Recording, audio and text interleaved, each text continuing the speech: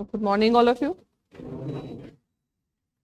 So now you have done that treaty on total prohibition.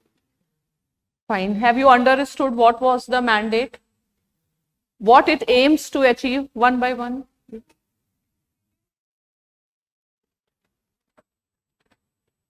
Any sort of stockpiling, manufacturing, transferring, fine, of nuclear weapons.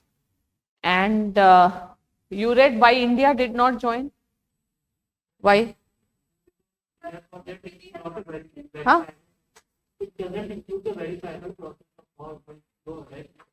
Then second, India believes in the concept of Disarmament. Fine. So two arguments that first of all, no nuclear weapon country is going for it. And second, India believes that conference on disarmament is a right platform. You read that? Why so? No, even this is a multilateral. Wherever a lot of countries are there, it is multilateral. No. Are all of you aware? India said right platform is conference of disarmament. Not this. This you are aware. You have not read. Please do read. Fine. The reason is in conference on disarmament, whenever any treaty will be passed, it will be passed with consensus. Fine. Means until and unless every country will not agree, treaty will not be passed. It means even India can veto if they find it is against their interest. But at UN General Assembly, treaty can be passed by majority. Means it's not necessary everybody agrees to it. That is also the main reason. What else have you understood from that treaty? When it entered into effect? January 22, 21. Okay. Anything else? Or there was one more question I gave. Thomas Piketty. Thomas Piketty, you have read? Huh. Video. Which video? Acha. Matlab, he is writing on inequalities. Okay. Chalo, anyway, we have understood the policy. Let us understand the issues and the cards India has against Pakistan. So, first of all, let us understand the issues. So, the first issue is, of course, you can write Kashmir issue.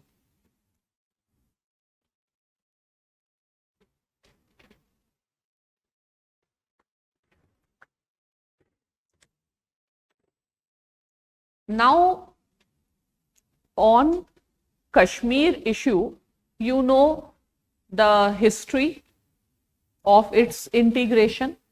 Fine. So, what is the history of Kashmir? You can say Kashmir is a very diverse region. Fine.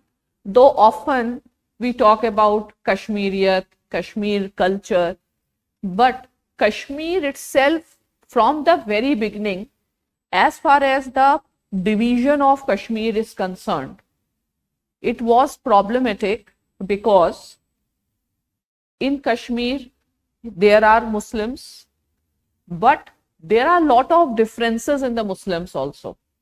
Fine. So there are Sunni Orthodox Muslims, there are Shias, Buddhists are there, Hindus are there, Sikhs are there.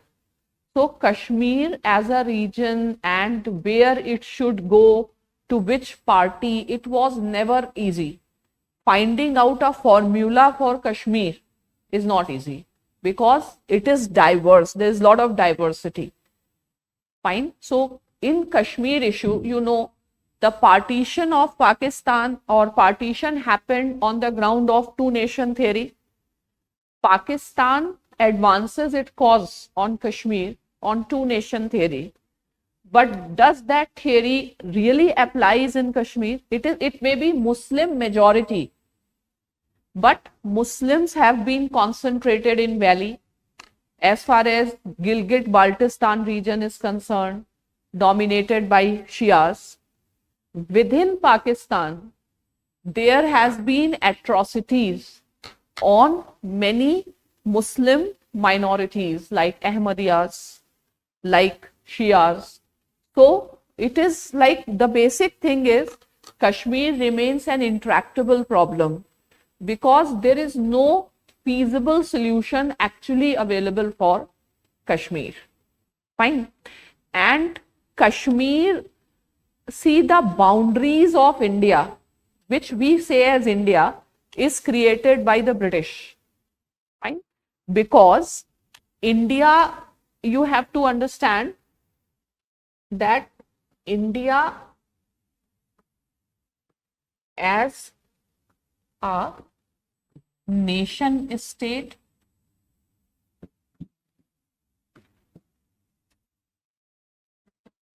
and India as a civilizational state.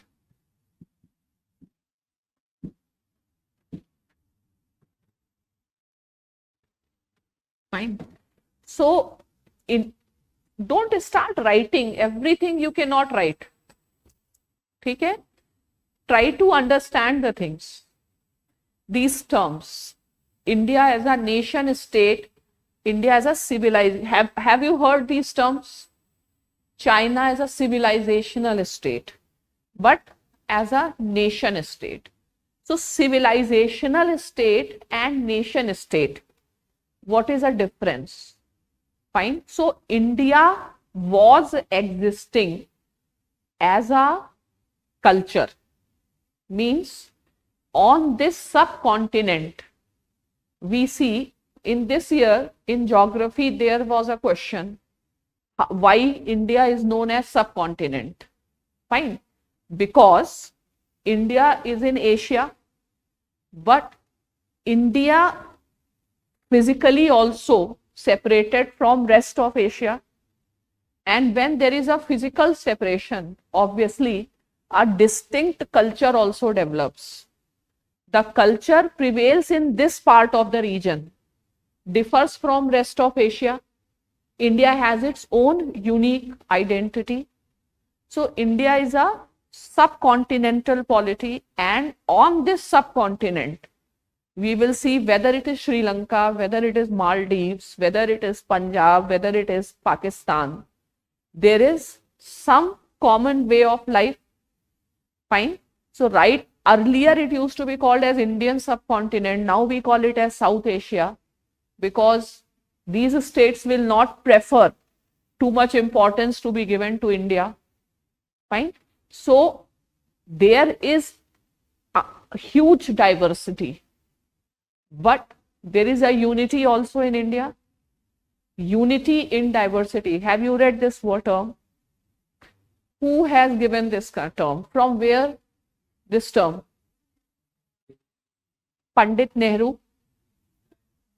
You have heard Pandit Nehru talking about unity in diversity, but he is not originator of the concept.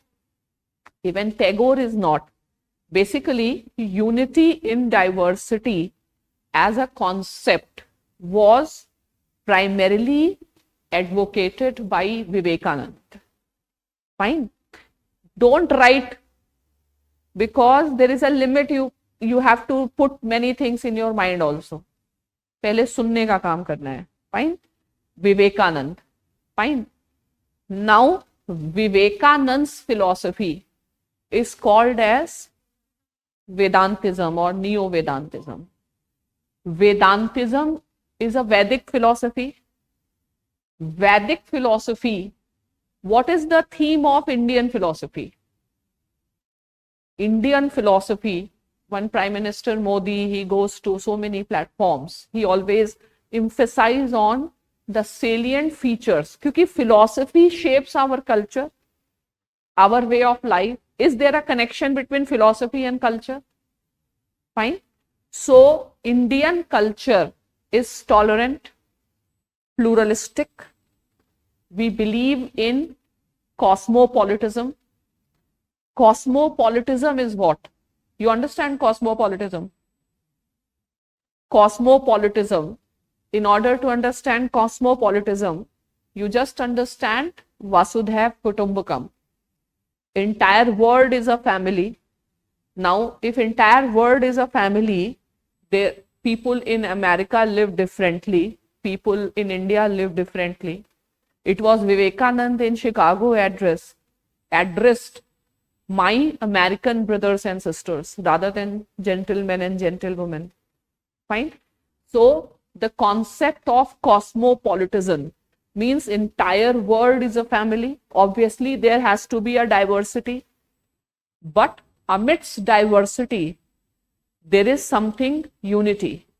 Indian culture has always talked about unity in diversity.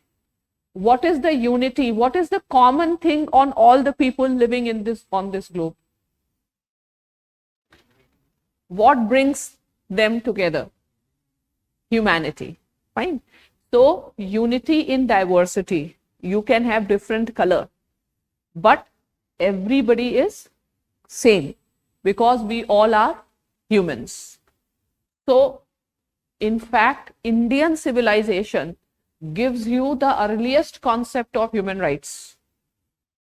What is human rights? Universality, that we are all humans. So this is a Vedic philosophy. If you read Deen Dayal Upadhyay or Aurobindo Ghosh, they all talk about integral humanism. Fine. So cosmopolitan, or you can say Indian civilizational values, there have been lot of difference in what people live in south and north. But amidst this difference, there is unity, and there has been so-called concept of Akhand Bharat.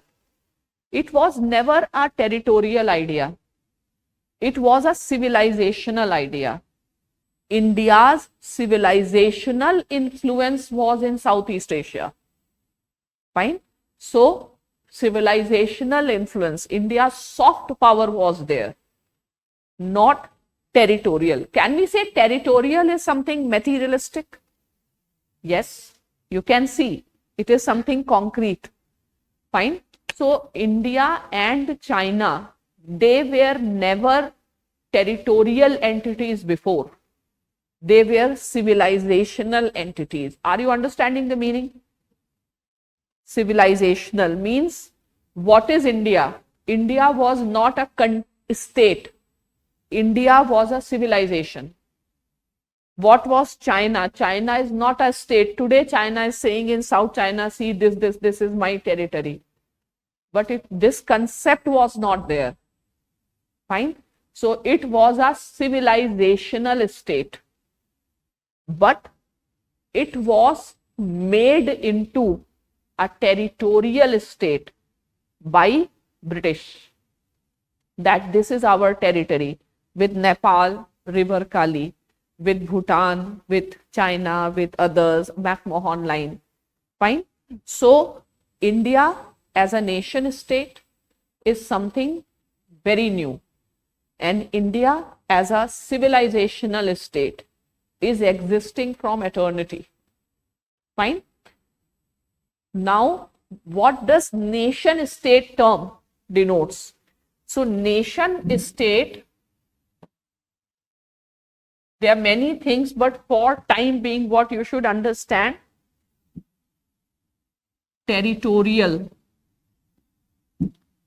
entity, fixed territories. Fine. Otherwise, centralized administration is also a feature. Fine. But for the time being, nation state, you can just write what is nation state.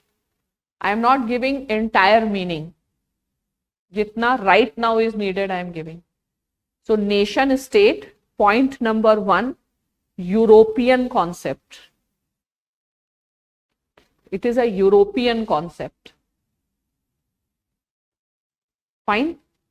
Point number 2. In Europe, it started with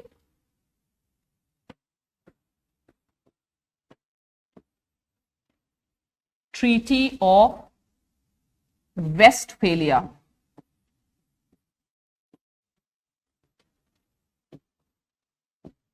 1648.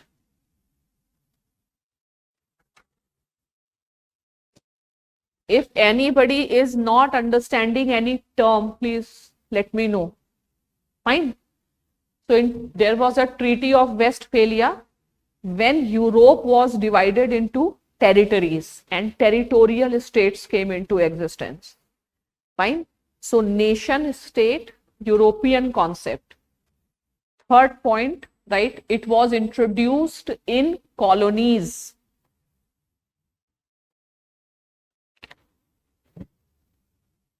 By colonial masters.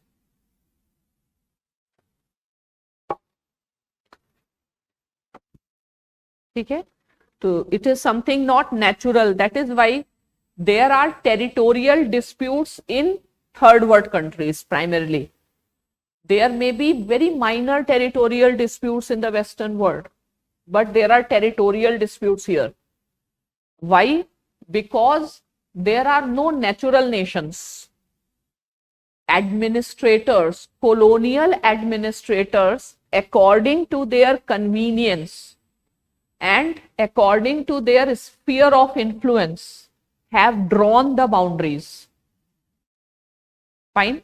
So if you see Middle East, it appears as if they have taken a scale and have drawn the boundaries, and it is not something which is natural and desirable.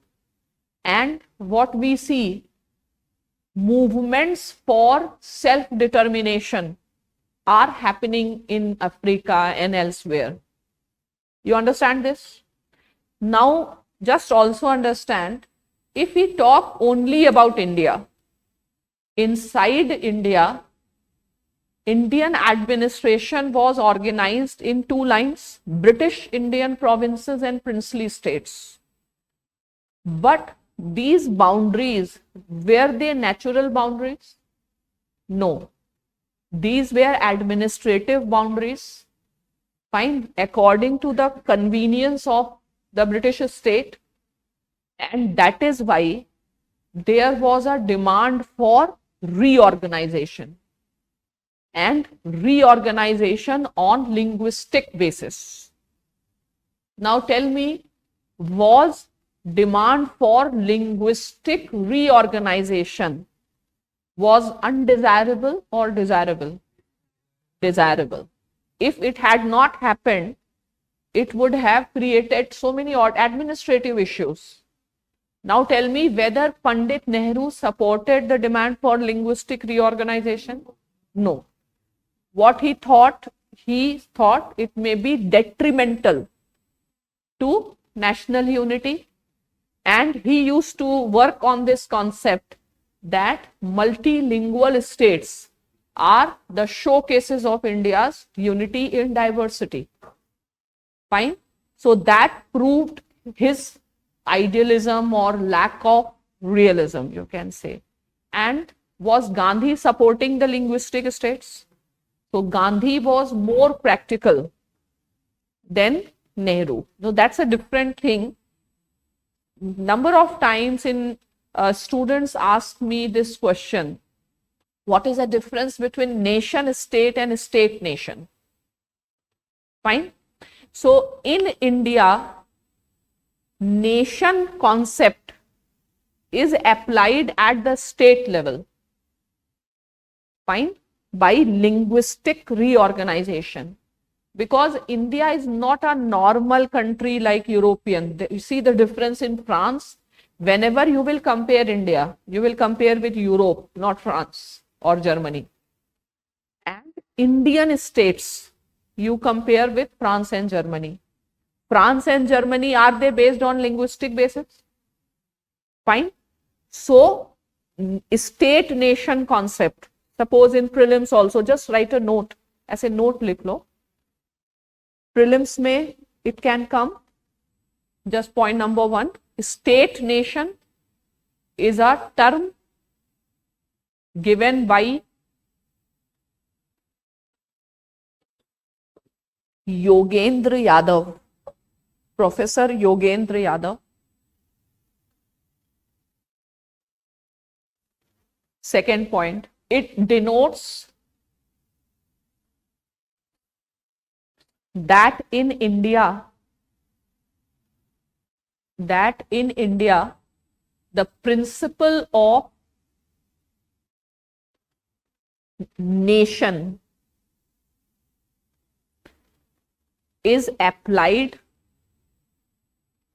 at state level, comma, when linguistic states were established.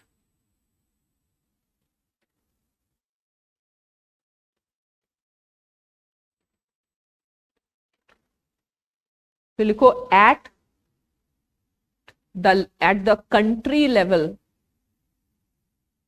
India is actually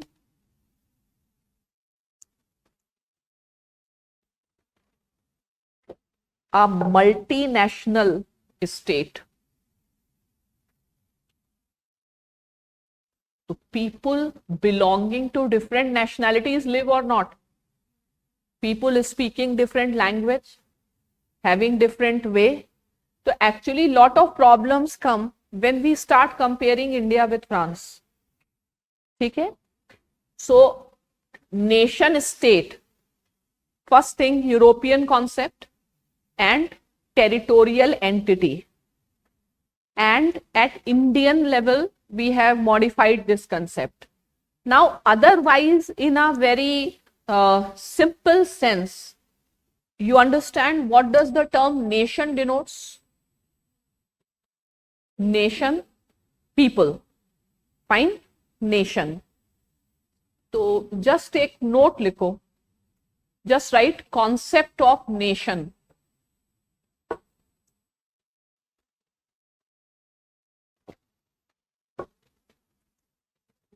ठीक है? Is nation a territorial idea? No. ठीक है, psychological है, cultural है. तो concept of nation, so you can write that the term nation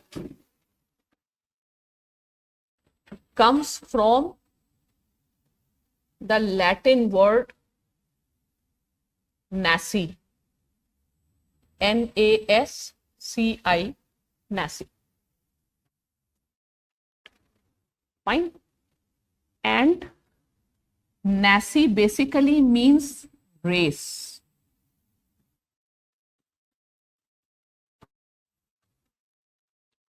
Who is the greatest nationalist in the history?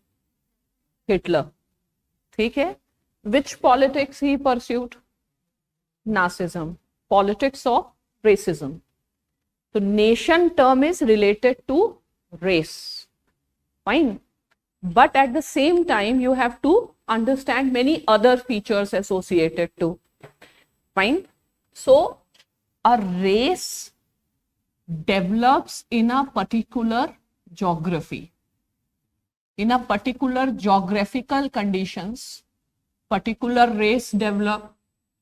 For example, Japanese have this type of eyes and Africans have geography, and race is something biological concept. Fine. So in a particular geography, a particular race develops. Fine. Now, does geography defines your way of life? Fine. So in a particular geography, for example, in Assam, Bihu, or this happens, fine. So in a particular geography develops a particular way of life. What is the term for way of life? Culture. Fine. Culture.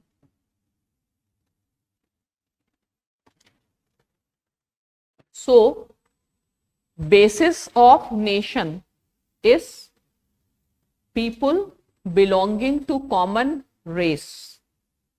Fine, all belonging. For example, if I talk about Sri Lanka, two major ethnic groups are there, Tamilians and Sinhalese. Fine. So Sinhalese is a different race. Tamilians are a different race. Tamilians wanted a separate statehood. Fine. So race, geography, culture. Now, culture is primarily expressed. One major way in which you express the culture is language.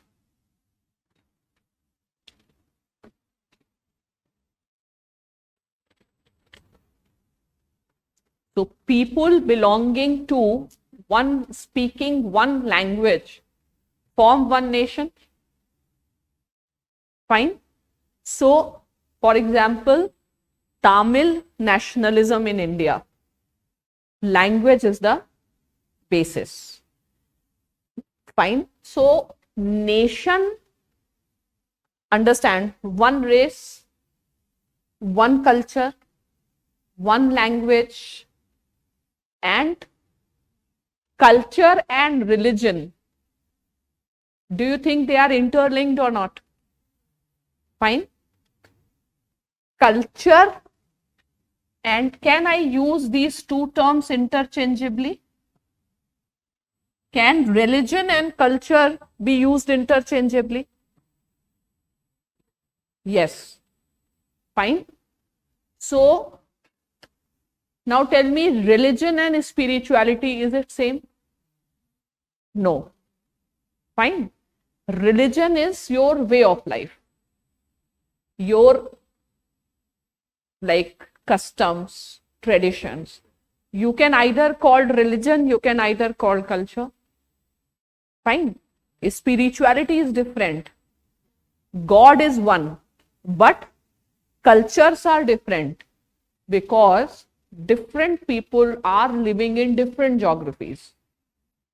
The way people dress in Arabia is bound to be different that they will be dressing up in Goa or Kerala. Fine. So God is one, culture is different. So who is dividing? Spirituality is dividing people or religion? Fine. And religion and culture, the basic difference is clash of culture, civilizations, and religion. So people belonging to one religion can be said to belonging to one nation. Yes. Fine. So Tamil nationalism based on language, Muslim League's nationalism based on nation. Fine. So what is common in concept of nation? Common thing is nation as a concept is exclusive in nature, right? Nation as a concept is exclusive in nature. What do you mean when I say exclusive? Only one. Fine. So exclusive, my race, means you are not a part of it. Excluded. So it is exclusive in nature. Is that clear? For example, two nation theory means a separate homeland for Hindus and separate homeland for Muslims. Fine. Similarly, religion. For example, Savarkar's theory, Hindutva, is the basis of nationalism, and in India, all those who are not Hindus, India is not their land, secondary citizens, reflected in the Citizenship Amendment Act that you see.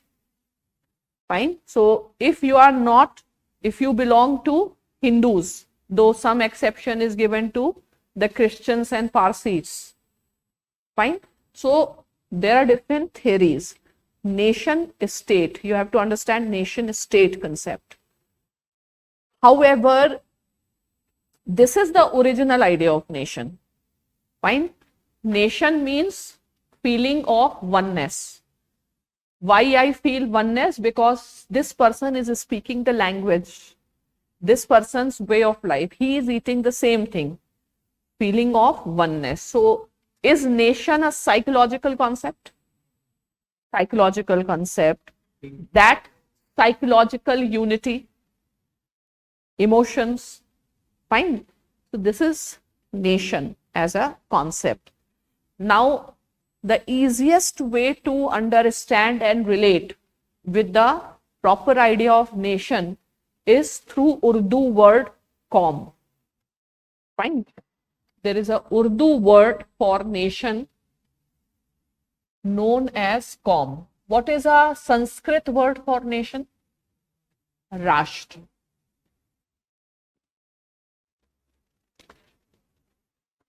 But Rashtra is not the correct translation, because Rashtra word, first of all, nobody knows what exactly like these Indian words Jati, Rashtra, etc. means. But it appears that Rashtra had been more of a territorial idea. But forget Rashtra. If we will bring the concept of Rashtra, it will become very confusing. So, qaum. Qaum basically means community.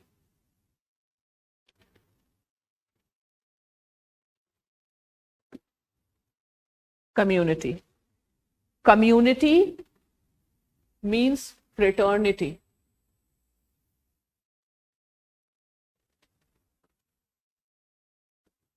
Fine. Fraternity. Fraternity is a basis of nationhood. Fine. Fraternity. Bandhutva. Fraternity. Fraternity originally means blood relations.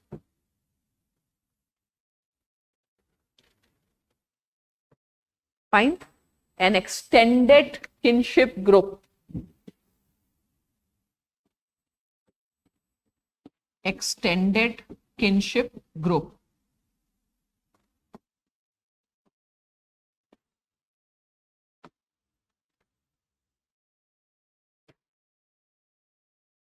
ठीक है, originating from same. So different religions say originating from same. Among the Christians, it is Adam and Eve. In India, it is Manu and all. The idea is that we all belong to one extended family. Is this concept? So these are the concepts of nation, and nation as an idea is exclusivist, because a person not speaking my language cannot be a part of my nation. This is the original idea of nation, which is found in most of the countries. Most of the movements, national movements that you see. ठीक है? So who comes in my nation? Now, if I talk about India as a nation, right?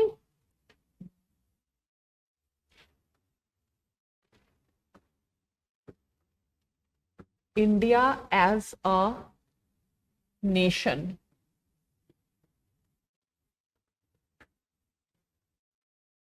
ठीक है? Does India as a nation fulfill the original ideas of a nation? No, because of its diversity. So India is not a nation in European sense from that perspective. Fine. So what is India?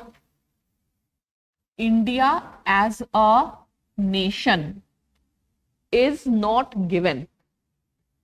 It is not taken. You can't take India as a nation for granted.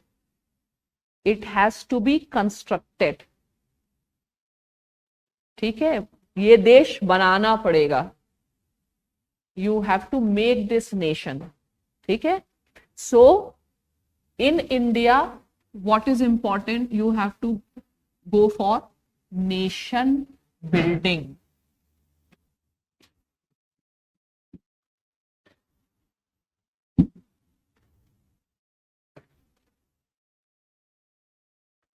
ठीक है.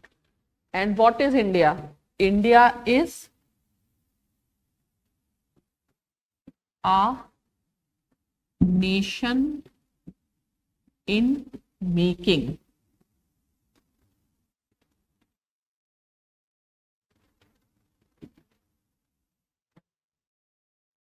Who gave the birth to the idea of India as a nation? No, I'm not talking about India as nation in making. Who is father of nation? Sardar Vallabh भाई पटेल. मुझे लगा तुम गोडसे बोलोगे, सावरकर बोलोगे. कौन है father of nation? Gandhi. Gandhi is a father of nation. Gandhi built mass movement that all Indians have one aim. ठीक है. तो Gandhi's nation is based on which concept? Unity in diversity, communal harmony. Fine. India is a nation in making, nation building. What is the method to build India as a nation? Constitution. India को कैसे साथ रखा जाए, तो हमारा जो major method to build India as a nation is constitution. ठीक है. Constitution. In the constitution what are the features through which India as a nation can be formed? Federalism is there, secularism is there, fundamental rights is there, directive principles is there, free and fair judiciary is there, special protection of the vulnerable section. Entire exercise is nation building exercise. Fine. That is why constitution is called foundation of the nation. Fine. So constitution means we have adopted political method. Political method to construct this nation.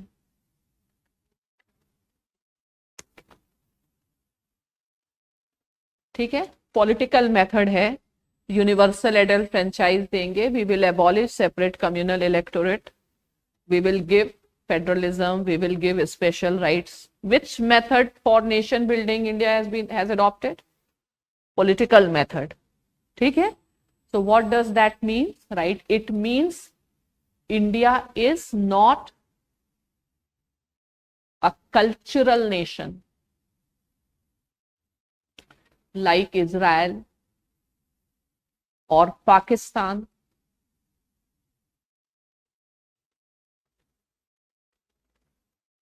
Rather, India is a political nation.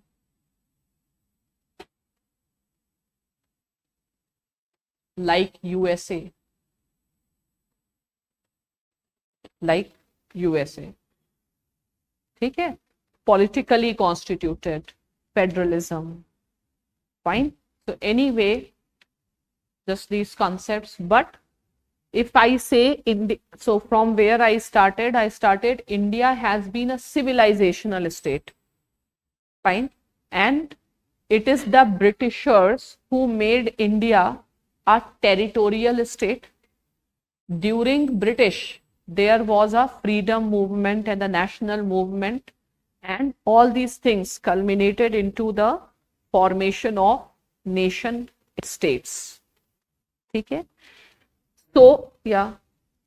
In case of India, when there is so much illiteracy, so political method is literacy है तो काफी literacy है. क्या है? 60% से तो above ही है.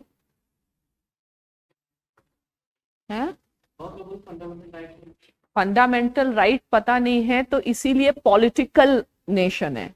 Means political system has to educate people. इसीलिए राज्यसभा टीवी बनाया गया कि भाई सुनो, ठीक है. That is, if political leadership will not take initiative, then it will not be a nation. So India is a political nation. Okay. So anyway, just understand. So India was a subcontinent, and in 1947 it was divided on the ground of two nation theory. ठीक है. So if I say origin of Kashmir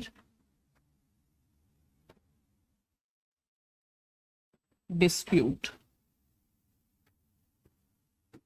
So the origin of Kashmir dispute goes back to basically the hurried process of partition. So partition was done overnight. Okay, it was done in a very hurried manner. The Radcliffe line divides India and Pakistan, and I can say on the western part some sense is there, but when it was an eastern part, it was so unscientific, and the density of population has been such that the border with Bangladesh is so administratively challenging. Fine. It is a porous border because the border line crosses from a single house.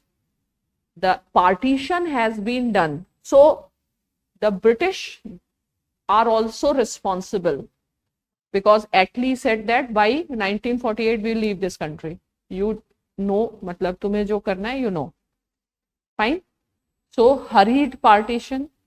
It was done by the people who had no idea about India's culture, history, etc. Fine. And if you see India and Bangladesh, and the people don't understand. Fine. As you said, people are not that much educated. They don't understand. Their way of life has been from Dhaka to Calcutta. Why it was accepted? Because everybody was hurried. Nobody, like Nehru was in haste to become prime minister, and Jinnah was in haste. Jinnah knew I'll be dying. डरने से मरने से पहले कायदे आजम बन जाओ. Always, what is the problem? When the leaders do not have concern for masses. That is why Gandhi became so disappointed. He left all these things. Fine. He said he became so hopeless. At this point, he was never hopeless when he was fighting with the British. But when you have to fight with your own people and they don't understand you. Fine. So the reality is that in Bangladesh side, same house, you say kitchen is in Bangladesh and toilet is in India. It is like, this is the ground reality. So India has adopted an open border you can adopt with Nepal. Why can't you adopt an open border with Bangladesh? And then you call yourself as a secular country, irrespective of a political party. And the problem is India is unable to stop illegal immigration from Bangladesh. Fine. And we are not looking for practical solutions. What can be the practical solutions for illegal immigration from Bangladesh? Suppose you have been given power to find a solution. You know about illegal immigration happening. We have, because South Asia has been one geographical entity, one economic entity, artificially divided, and people still are not able to understand the change that has happened on papers. Their real life is not moving according to the papers. The real life, they listen more to Khap Panchayats than to the constitution. Fine? You have to understand this. Now, suppose you had been given the opportunity to solve the illegal immigration problem from Bangladesh. What would have been your option? Can you stop people coming? No. Will you make a fence? यही तो दिमाग. Fences हटाना is important, not creating. So creating fences is not in Government of India created fence, fencing, electrified fencing. Every year so many people and cattle they die. Fine. And then we talk about right to life, liberty, equality and what not, human rights. Fine. And from where this idea of fencing came? Globalization. You try for a borderless world. Where there is a border, the paradox is you create. Where there is no border, you are creating the border. Security issue. But are you able to stop? Huh? Fencing has been done inspired by Israel. Israel did the fencing of Gaza. Fine. And fencing idea was taken in India during the time of Vajpayee, when Atal Bihari Vajpayee was a prime minister. So ideologically, they are very much influenced by Israel and all these things, but forget it. The time of globalization, when you are trying to have open border, you want freedom of movement of people. Where there is a freedom, you are stopping. Tell me what should be the approach? Huh? Registration of migrants, yes. Because you cannot avoid something which you cannot avoid. It is always better to legalize. Fine. For example, prostitution. Prostitution, same thing. Though there are laws, but are we able to abolish? No. So the solution is legalize. When you legalize the things, you protect people. You protect the vulnerable people the most. Fine. So looking at other countries, the best solution for illegal immigration from Bangladesh would have been giving them work permits, because you cannot stop. Work permits dene the.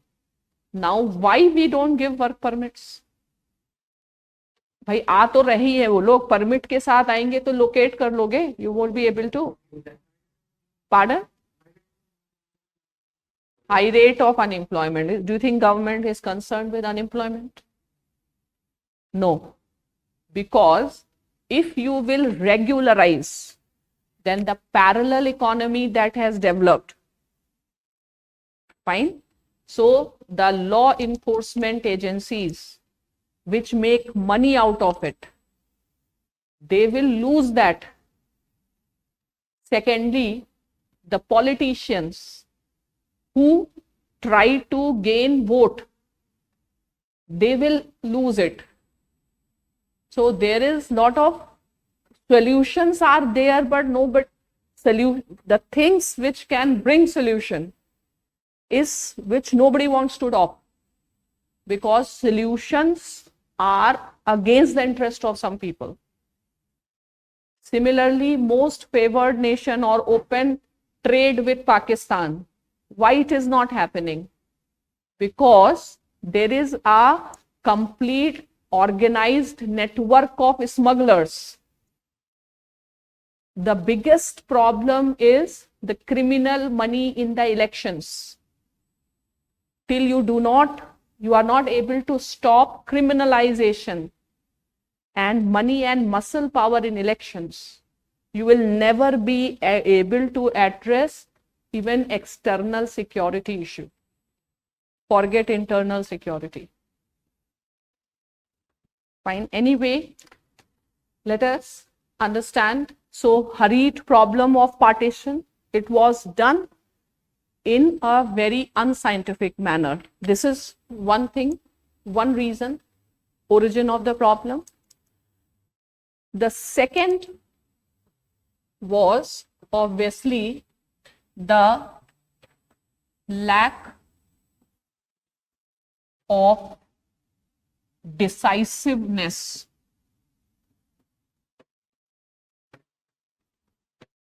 on part of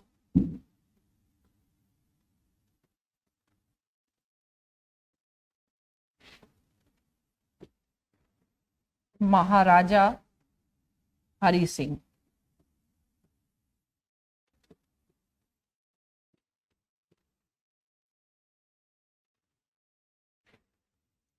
So basically, initially, if I talk about comparatively modern period of Kashmir, it was under the Sikhs थे, Maharana Ranjit Singh, his empire was expanded.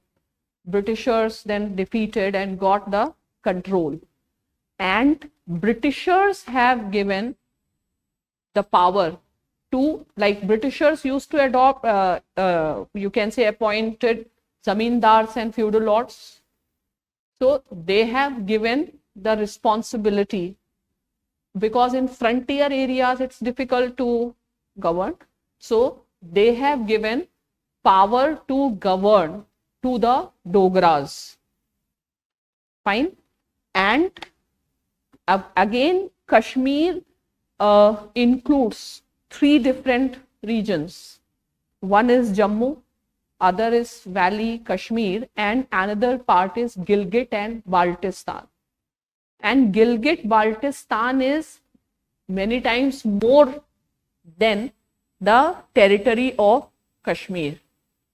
And Britishers gave Jammu, and like this entire was one entity, but they gave the control of Jammu and Kashmir to Maharaja Hari Singh. And as far as Gilgit-Baltistan region is concerned, because of its sensitivity, that time Russian expansionism was also happening. So they have their own regiment in Gilgit and Baltistan. Fine. Anyway, so that time Maharaja Hari Singh was ruling the Kashmir, and he was indecisive whether he should join India or he should join Pakistan. Fine. Why he was indecisive? One thing is he was indecisive, and the second thing is he entered into a standstill agreement with Pakistan. Okay? So Maharaja Hari Singh entered into the standstill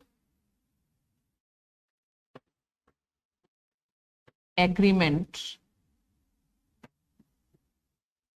with Pakistan.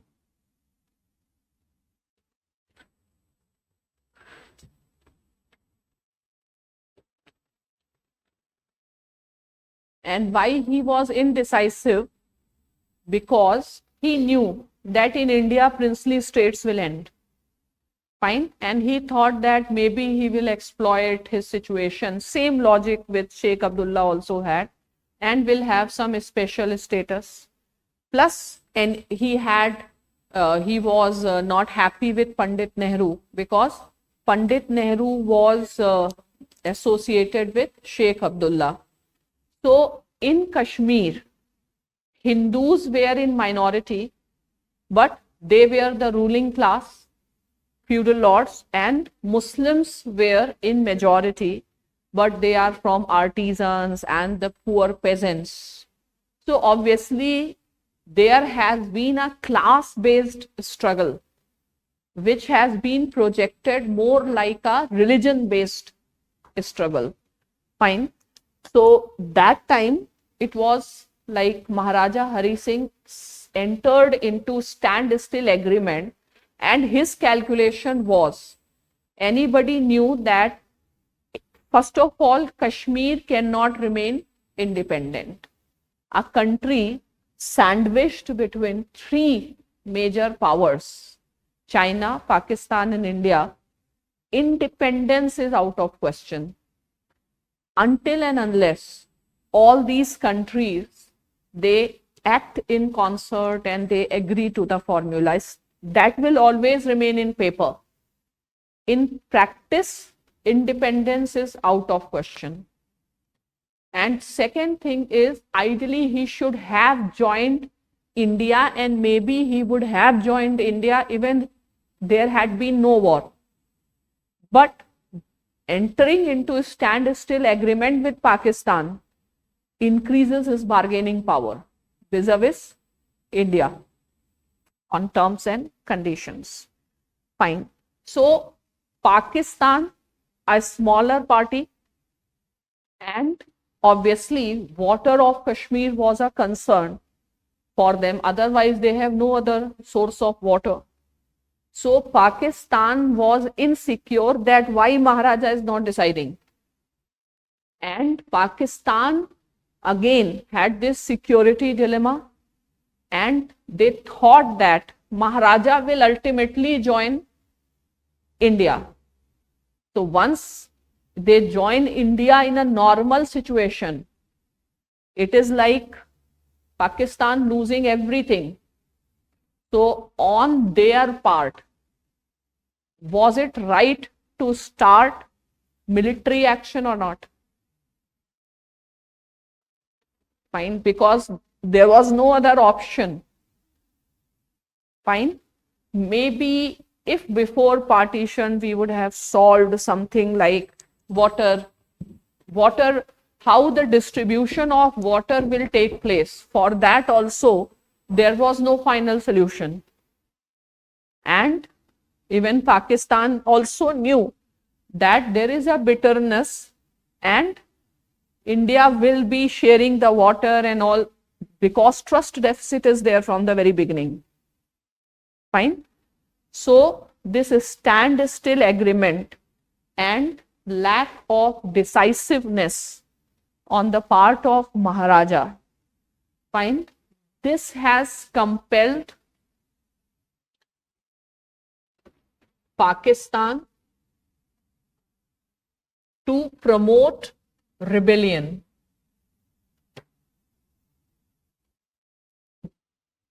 against the rule of Maharaja, like it happened in Junagadh, where king was Muslim and majority was Hindu, and obviously people will have problems with the king. Fine. So Dogras, they have not ruled with lot of humanity as such, and there was excessive you can say coercion of the people. So it was not that only there had no people's repulsion towards Maharajas. There was, Pakistan had used this policy, used them, used the tribals of its region and its military also, and had started war. Otherwise, today, Pakistan's action was very right. Right now, they are having POK. Had Pakistan not acted at that point, they would not have even had POK. Okay? Because they have POK, they have that water sharing agreement also. So we have to recognize the smartness of their foreign policy and the decision which they have taken. Fine. So once Pakistan had started, again Maharaja approached, you all know. Then India had put these conditions. So now India thought we have to act fast. So India has put this condition that India will help because legally India had no basis to help. It would have termed as aggression by Indian forces. So India will help only when Maharaja will sign instrument of accession. Fine, which was signed on 26th October 1947. Instrument of accession.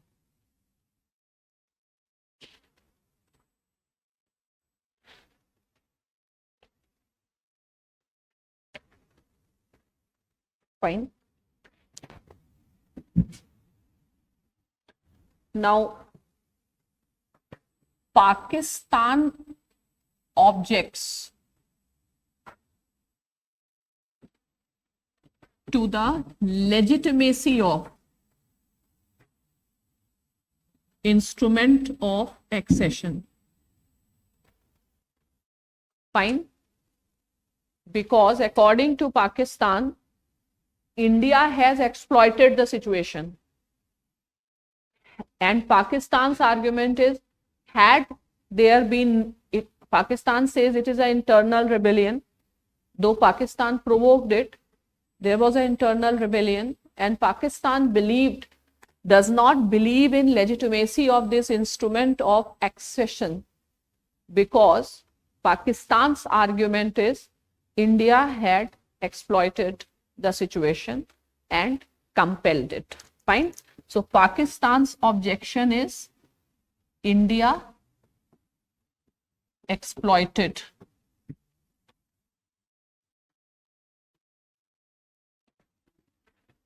the situation.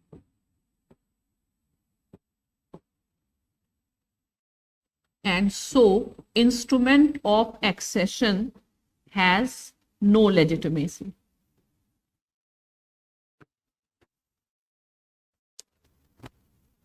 And Pakistan believed that had there been a plebiscite, because Muslim dominated, at least they would have got Valley and primarily their water concern.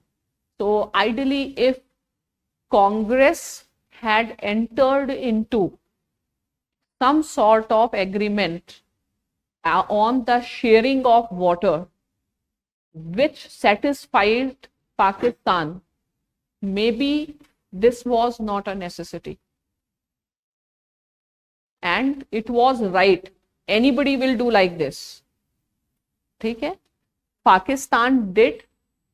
The thing is, Pakistan took the first action. Pakistan did what it was supposed to do. India also did what it was supposed to do, but as a response to Pakistan's action. Proactively, India should have presented proactively, like the environment was such, even at that point of time, India should have long-sighted view, and had Gujarat doctrine came to minds of Indians at that point of time. So we didn't have a proper Pakistan policy at that point of time.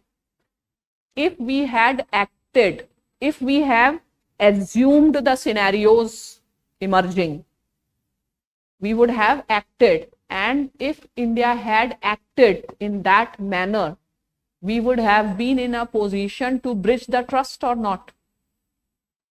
Fine. So we always believed that we are a bigger party. Fine. So India always had big brotherly attitude. Why this neglect on the part of Pandit Nehru towards Pakistan?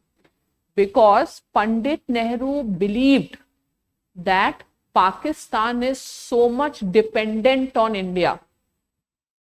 that they cannot survive on their own, and he was under this imagination that today or tomorrow Pakistan will become a part of India. But what all steps was needed, he thought that Pakistan will become a part of India on its own.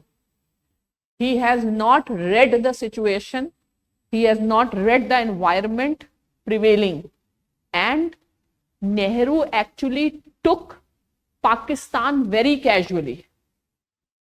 Nehru's entire foreign policy was more focused on China, and he never considered as if Pakistan is a big problem.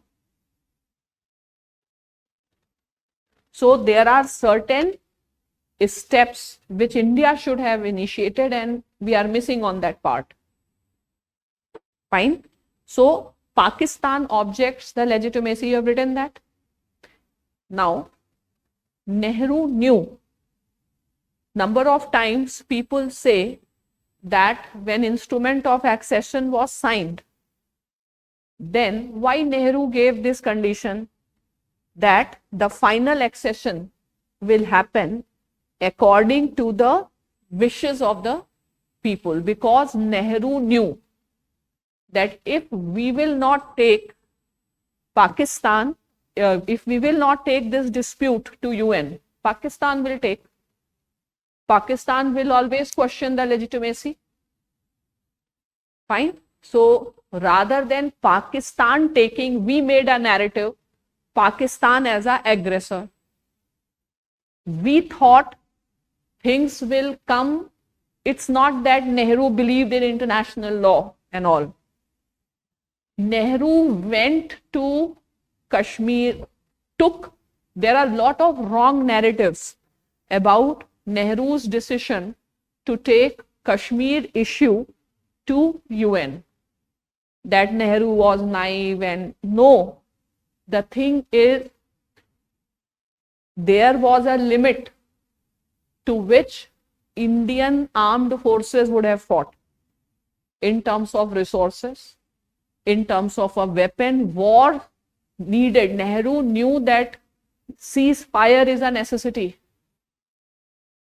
Fine. So this ceasefire happening through United Nations, because neither India nor Pakistan was able to sustain. But maybe Pakistan was having a policy to join the blocs and all. Pakistan may have got reinforcement. So we wanted ceasefire, so we went to UNSC. We didn't went to UNSC that our case is strong.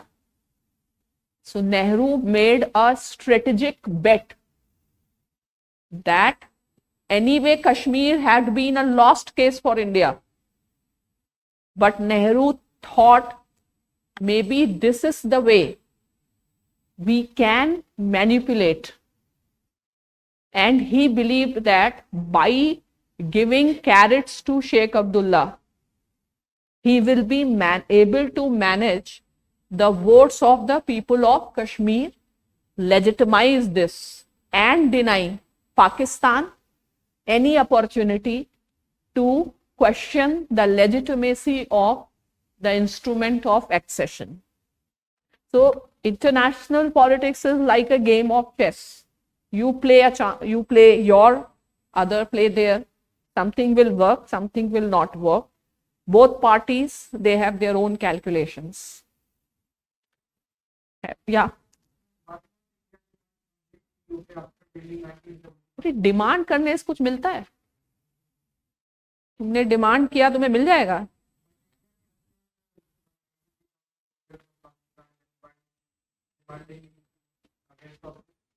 Demand तो कर दिया, लेकिन वो तो 71 की बात है.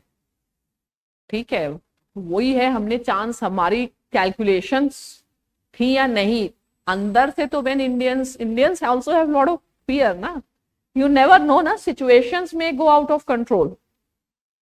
It is said that India should have demanded that POK, but Pakistan was not. Pakistan is a country बोलेंगे 90 क्या 180 सोल्जर मार डालो. हमें नहीं देना. What they will do with 90,000 soldiers when they will not have water to drink? Soldiers are to die only for the country, na. There are many face-saving things. The real situation is not that easy. Pakistan may not have. What would have happened is a different thing. Right now, just understand that Pakistan questioned the legitimacy. Fine. Now next right. Pandit Nehru is often held responsible. So the entire Sangh Parivar holds Nehru responsible, Nehru's wrong policies. But in the situation when you are there, if you perform, real situations are different, na? So anyway, Pandit Nehru is held responsible for not dealing with the Kashmir issue in a realistic manner.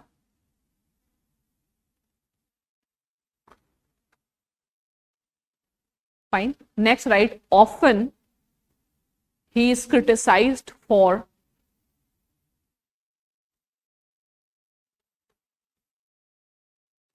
point number 1, taking Kashmir issue to United Nations, UNSC. ठीक है? What does this mean, right? Thus, internationalizing the bilateral dispute.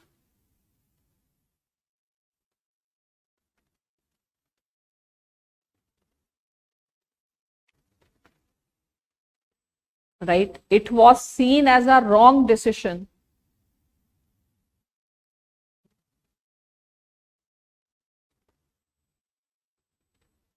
Because there was no guarantee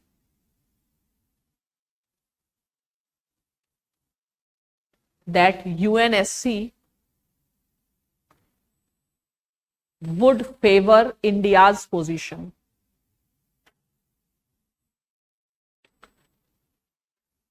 By all measures, actually, UNSC, it was a Cold War time. Consensus will never happen. What US will say, USSR will oppose. It is always in most of the situation, catch-22 situations where you cannot decide. So it is believed that why Nehru had internationalized. Today we tell to Pakistan that you are internationalizing, it's a bilateral issue. But it is the India who has started internationalizing. Okay? So here you write, however,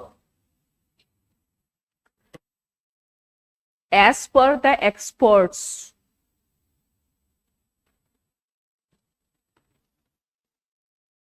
right, Nehru's action was guided by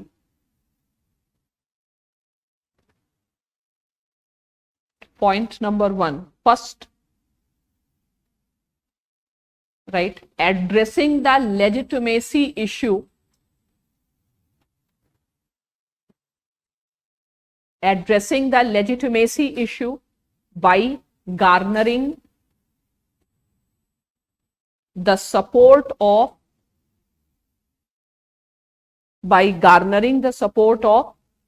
world public opinion.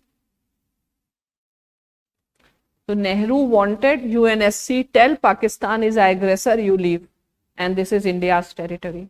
So they thought legitimizing. Second, India could not have continued war for long.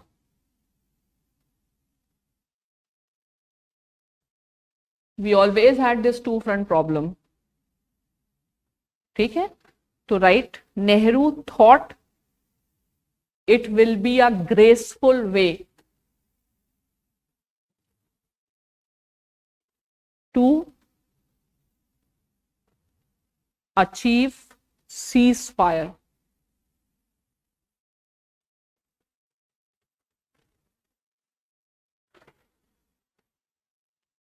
ठीक है.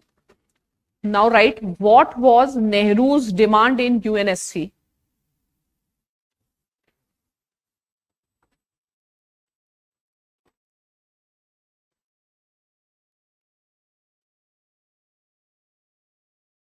Right. Demand, right, to declare Pakistan as an aggressor.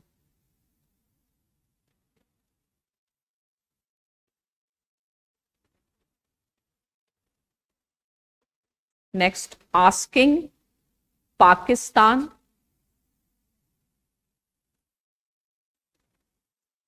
to take its forces back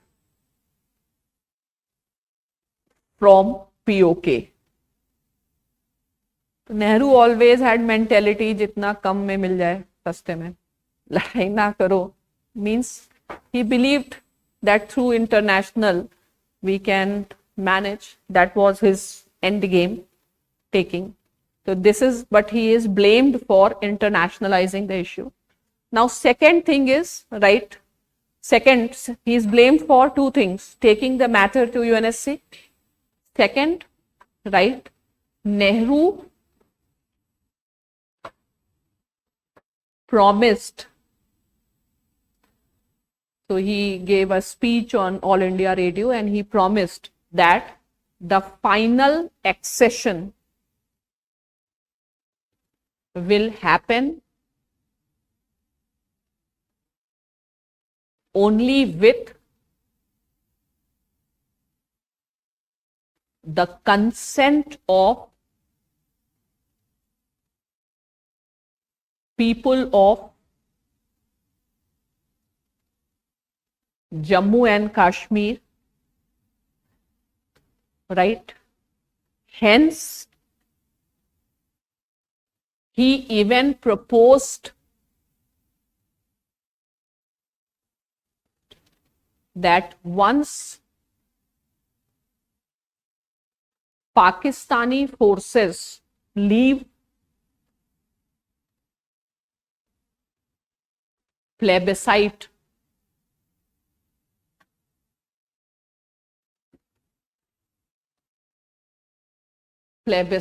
will take place.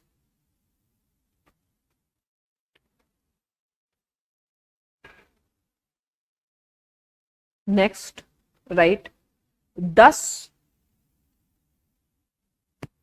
Kashmir's accession to India would get legitimized.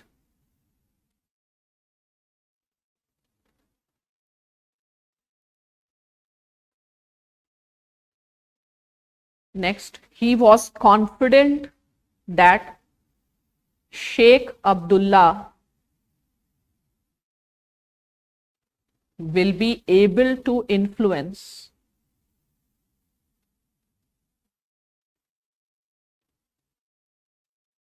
the public opinion.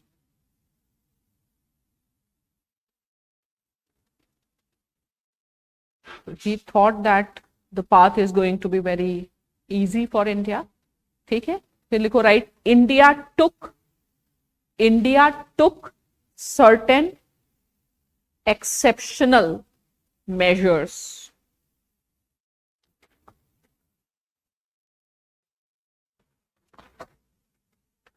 Fine. Point number 1,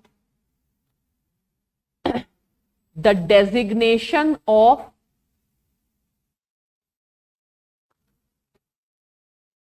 Chief Minister of Jammu and Kashmir as Prime Minister.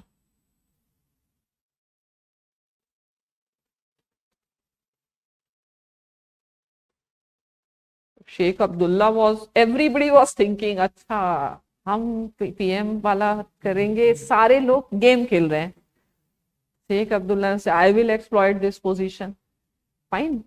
Next, Article 370.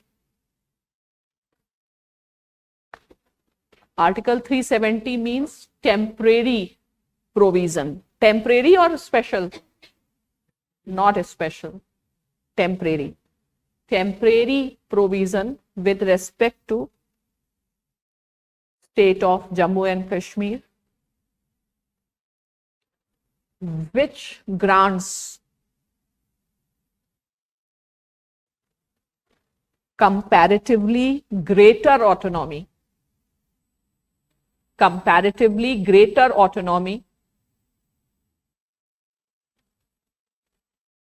to the state of Jammu and Kashmir in comparison to other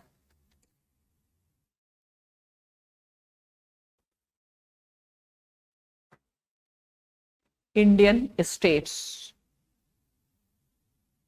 Next, Article 35A, right, as an intention to keep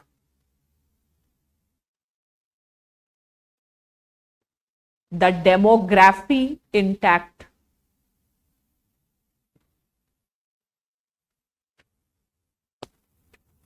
Full stop, right? Before August 2019, JK was the only state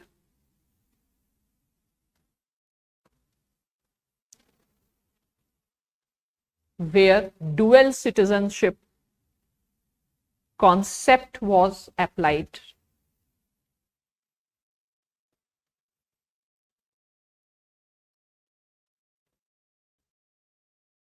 So freedom to settle was also not there. So India tried to project a very genuine and a gentle pace. Fine. So that was Nehruvian policy.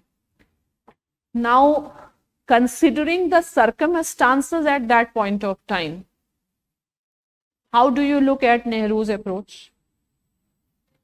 My first mistake had happened because in the madness of partition, and the Britishers always had the interest that if India will remain undivided, it will be again a big power.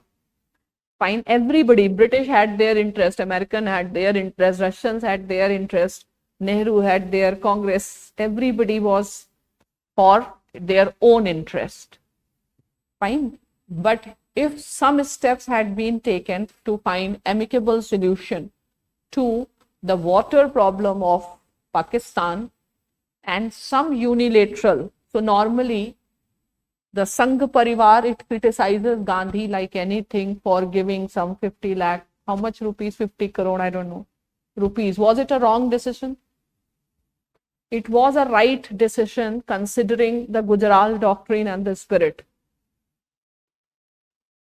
So Gandhi was trying to do the work to address the trust deficit.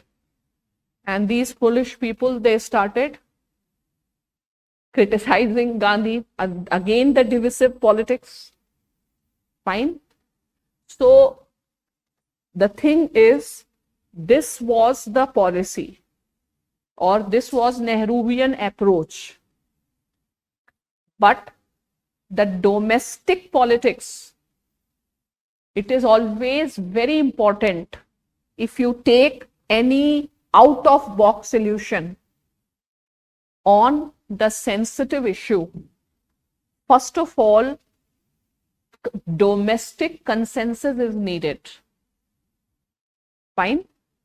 So domestic consensus, Nehruvian consensus.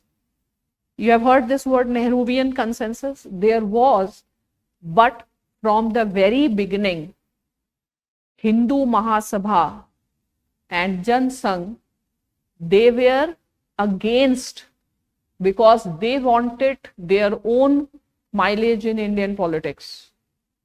So the opposition to Nehruvian approach to addressing the Kashmir problem.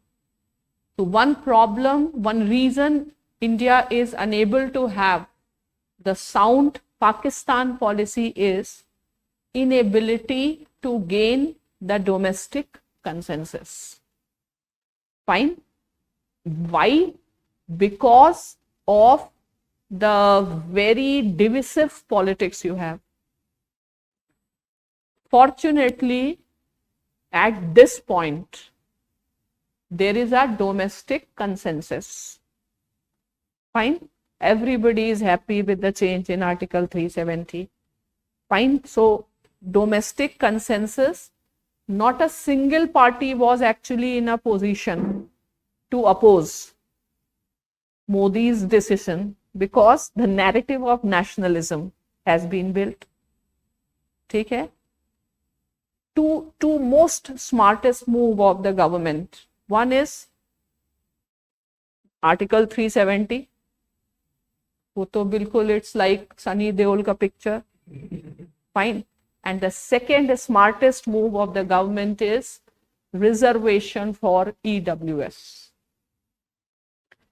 Because if you give reservation to all, means no reservation. But people don't understand.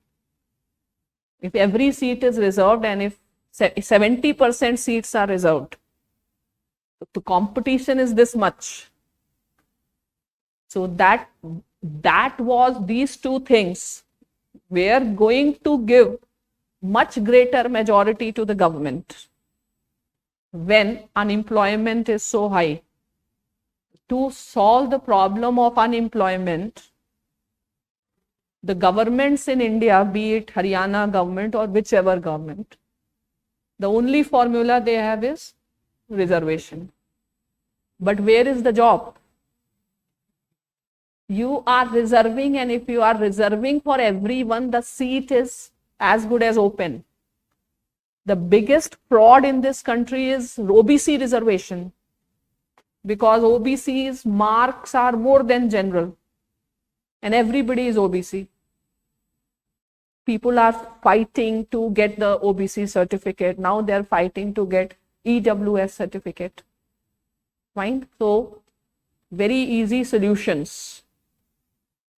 But these things, so anyway, had these been a policy, but there was a domestic opposition, territory is always an emotive issue. Fine. So, who opposed Nehru's Kashmir policy? Patel was follower of Nehru. The way it is depicted now that Patel was anti-Nehru, it was not like this. Fine. Who is that person? Huh? Who are the founders of Jansangh? Huh? Shyama Prasad Mukherjee. ठीक है? And Shyama Prasad Mukherjee had marched Lal Chowk wala jo march where finally he was imprisoned. Fine. So what was the slogan? लिखो right. लिखो right. लिखो where Nehru faced the problem.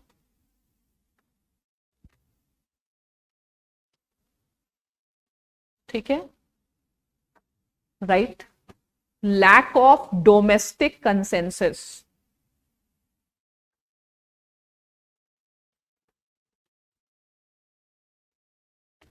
ठीक है?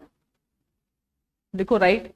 Shyama Prasad Mukherjee, you hail his policies. August 2019 change is Shyama Prasad Mukherjee's vision. ठीक है? So right, Shyama Prasad Mukherjee opposed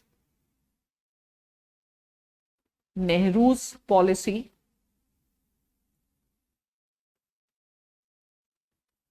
Right, he gave the slogan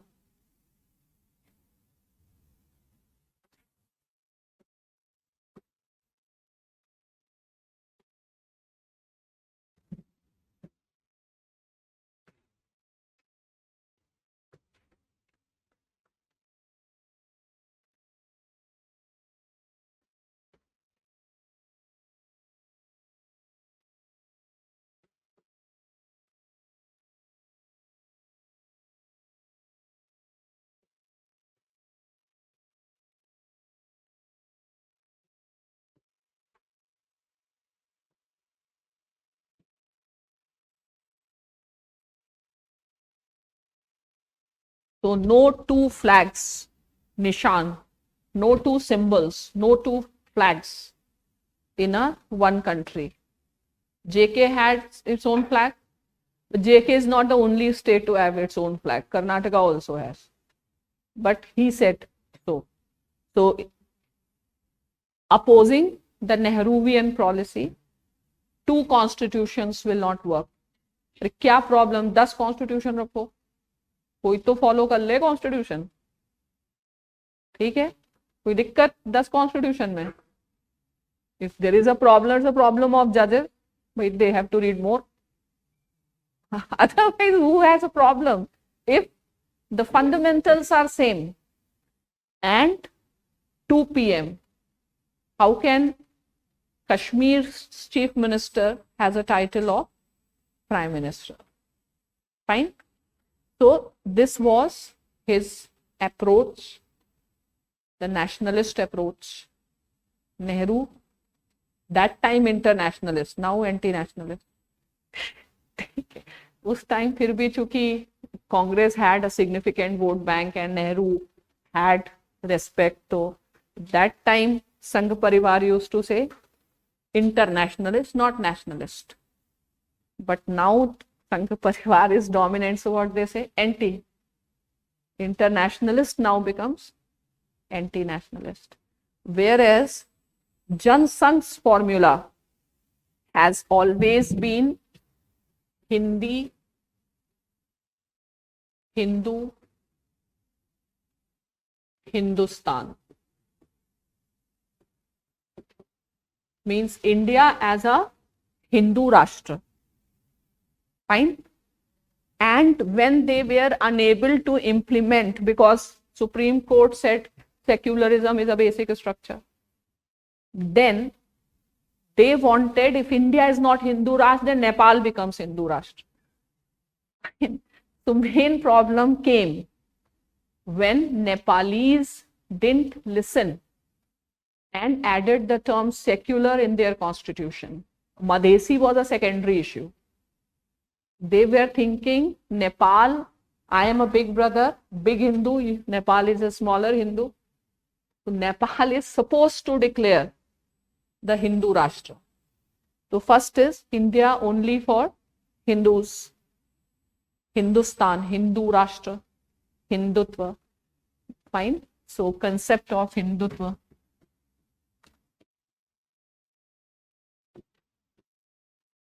So right now, like father of nation is Gandhi, what they want Savarkar, because the idea of nation is different, meant only for Hindus and one language. What is their formula? One language, one religion, one code. The three, like India turning into a Hindu Rashtra. Three things are important. Abolishing Article 370. This was always have been the agenda of BJP or RSS or fine. Second is once uniform civil code is remaining. Fine. That will be done in the last. Agar finally again BJP has to come to power, this is to be done in the last year of the elections. 20 कब होगा election, but उस तारीख में हो जाएगा, because that is also the last opportunity. Otherwise the idea for which they have been fighting, this is a different idea of India than the Gandhian idea. ठीक है, तो इनका idea of nation is also different. It's fine, everybody has its own idea. Fine. So it is Shyama Prasad. So when the change happened, Amit Shah said that Shyama Prasad's dream now becomes a reality. Fine. So this is one aspect. So this was Nehru's approach, and Nehru is blamed by the people or that he should not have took it to UN, but we have to measure things according to the complexities of that point, and everybody did according to their intelligence. Fine. So now let us understand what has been UN's approach to Kashmir issue, right?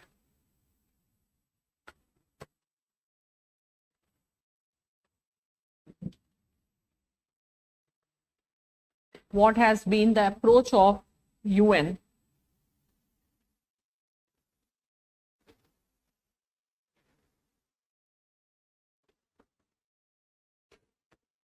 ठीक है, तो point 1, UN registered Kashmir issue as a matter of dispute, or Kashmir as a disputed territory.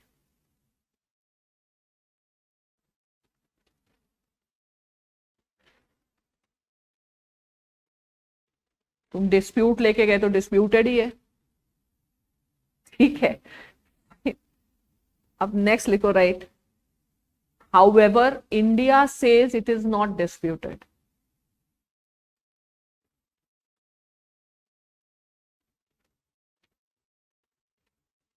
India went कि भाई aggression हुआ हमारी territory पे, they did, it is a disputed territory. तो India said where is the dispute? Fine, it is legally India's territory. Fine, Maharaja has signed instrument of accession like other. So India developed that distance, and UNSC's perspective was favorable to Pakistan.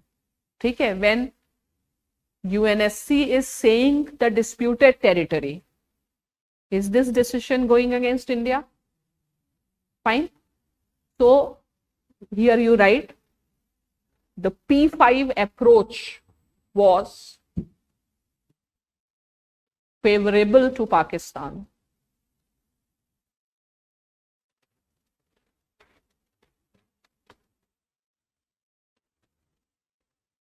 Pakistan को मजा ही आ गया, नेहरू जी वहां चले गए, ठीक है. And if Nehru had not gone, then Pakistan would have gone.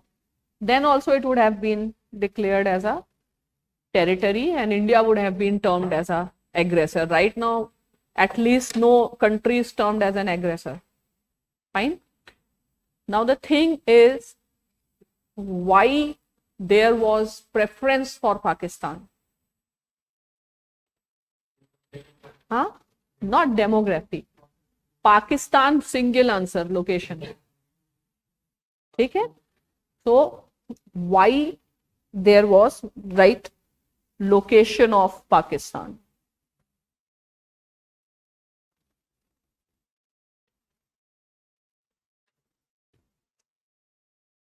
Underline location. For that, in international politics we call Pakistan as pivot state of Eurasia. PIVOT, pivot state of Eurasia.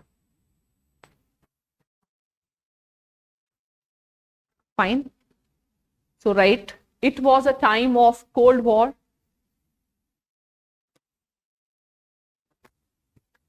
And both, it was a time of Cold War, and both US and USSR were trying to bring Pakistan to their side.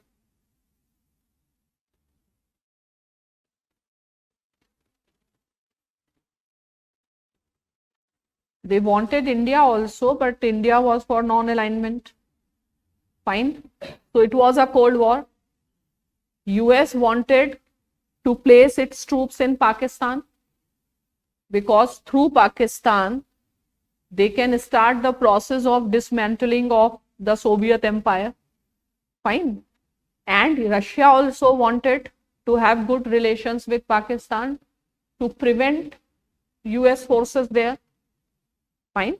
So here right, even in 1965 Tashkent Agreement, USSR perspective was favorable to Pakistan. Shastri को उड़ा दिया उन्होंने, जाना ही नहीं था, इतने तो समझ होना चाहिए था, ठीक है, because they were looking from their interest, ठीक है. So Pakistan position was favourable. Now how normally the demands or how these issues were taking up. So here you can write that in Kashmir there were three parties.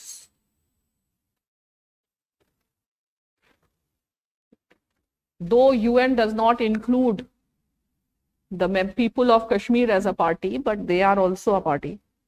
Fine. Kashmir belongs to Kashmiris. They are not a party. Nobody is asking their wishes. Who is a party? Pakistan and India. One is a party because one is a secular country, other is a party because they don't have water. Fine. So Kashmir, voice of Kashmiris has to be there. At least UN should have learned, UN should have brought, but no. So there were three parties. One, you write India. Second, Pakistan. Third, people of Kashmir.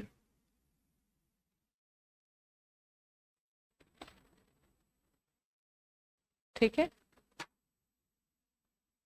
तो write what people of Kashmir wanted. People तो पता नहीं मतलब leader. People तो भैया यही चाहते हैं, 2 रोटी मिल जाए, रात में सो जाए खा पी के, उतना ही हो जाए, ठीक है. But you consider them as a representative. So what they wanted, right to self determination, right to self determination.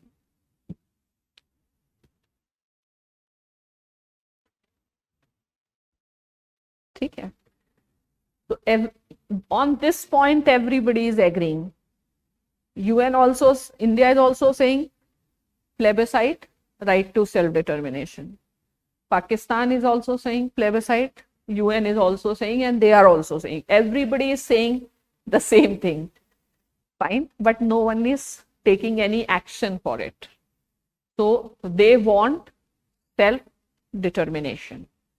Fine, that they should be defining.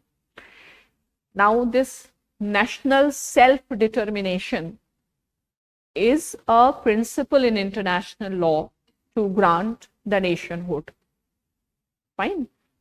For example, this came at the time of First World War, when there were, like in Ottoman empires and the Serbians and all, they were asking. So Woodrow Wilson, US president, gave this formula of national self-determination.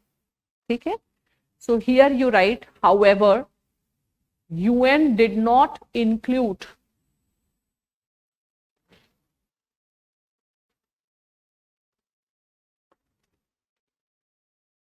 Kashmiris as a party.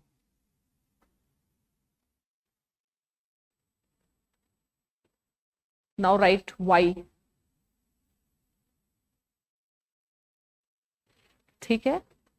तो write as per international law or as per Charter of United Nations.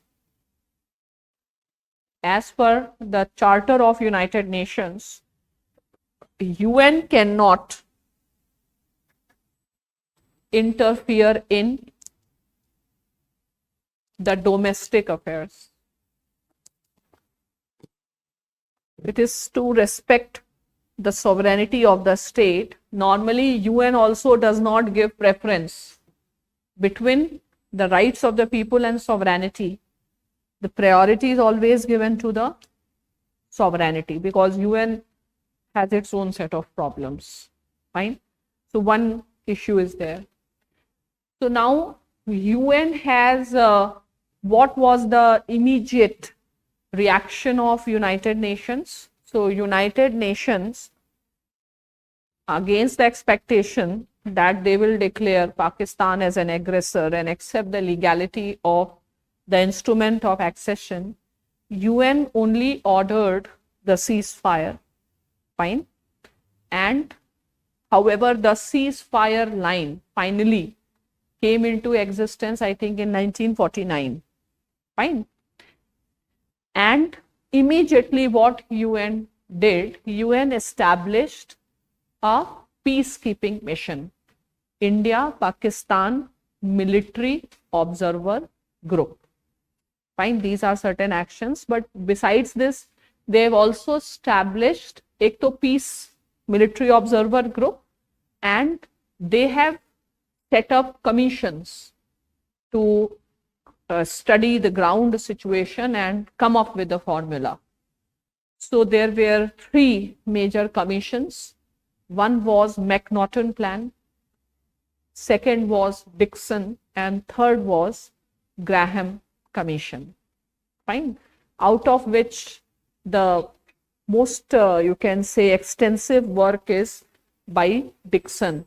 Fine. Dixon, they have given plan, but none of UN plans were acceptable. Fine. So what was UN's reaction? Disputed territory. Second, right, it established India Pakistan Military Observer Group.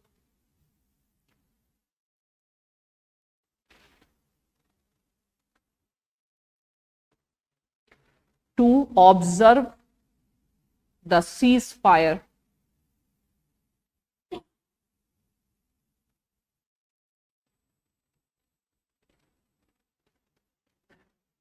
So this military observer group, it exists even today.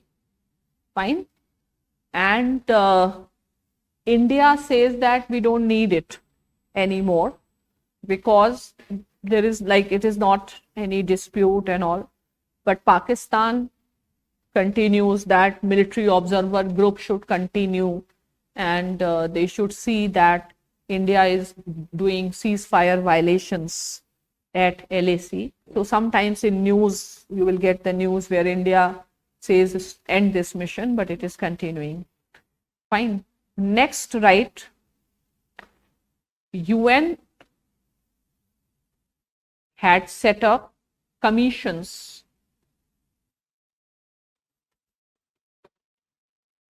to find the solutions. We don't have to go into detail. First, McNaughton Plan.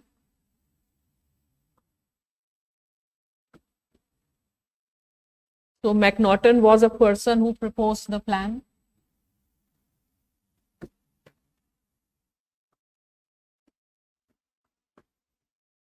Dixon Plan.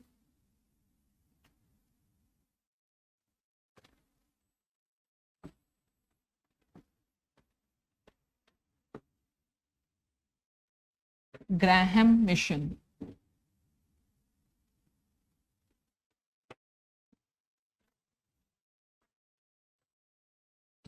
ठीक है? Right. These missions have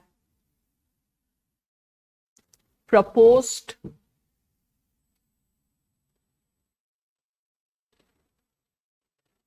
formula but was not acceptable. Now on formulae they have accepted, but what was the fundamental formula with which UN was working? Plebiscite. ठीक है? So they were saying first Pakistan take its forces, then India will take, and then plebiscite should happen. So India is saying, why should we take out our forces from our own territory? Then Pakistan again thought, if we will take the our forces, we are going to legitimize India's claim. Then both should remove their forces, and some under international committee, the elections took place, but none of formula, because India was very adamant that instrument of accession has solved the status once for all, and Pakistan is an aggressor, and UN should ask Pakistan to take out its forces. So the formula, everybody agreed for plebiscite, but the formula, how this will be conducted, neither Pakistan agreed nor India agreed. And in this dispute, again, the main parties are people of Kashmir, but they are not seen. It is seen as if it's a dispute only between India and Pakistan. The Kashmir is not just a dispute between India and Pakistan, it's also a dispute between India, Pakistan, and China. And US is also involved, and Russia. It's a very multi-party dispute. Okay. So these missions, formula was plebiscite, but you can say right, none of the parties agreed for the withdrawal of forces.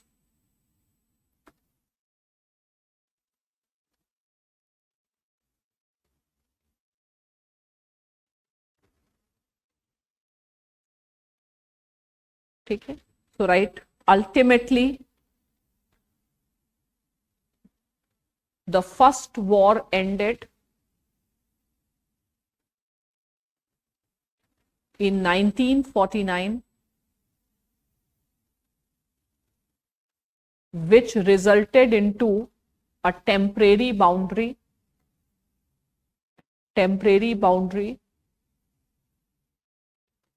known as ceasefire line,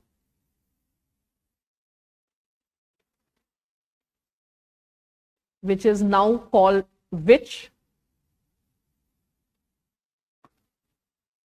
after Shimla agreement,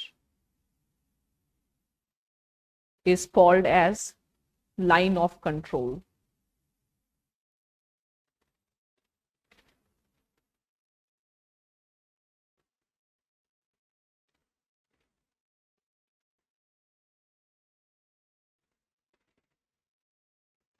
ठीक है, अब लिखो right, what has been Pakistan's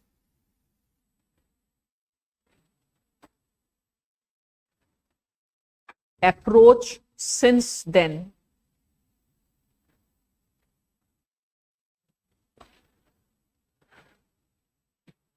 Point number 1, right, theoretically Pakistan supports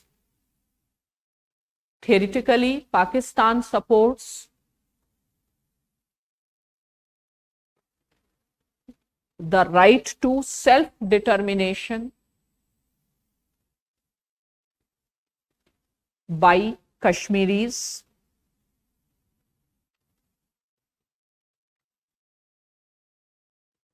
means support their freedom struggle theoretically. Second point, it calls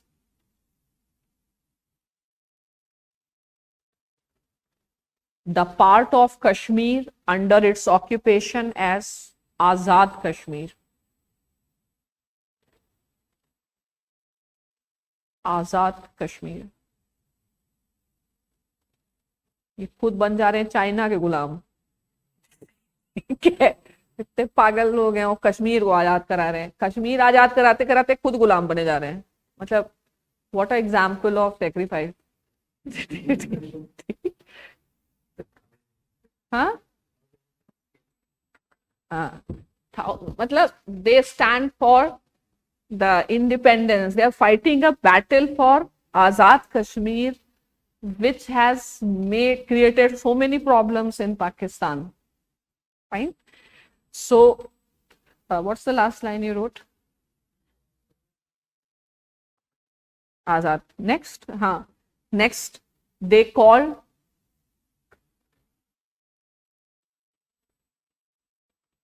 the Indian side as India occupied Kashmir, that has to be liberated.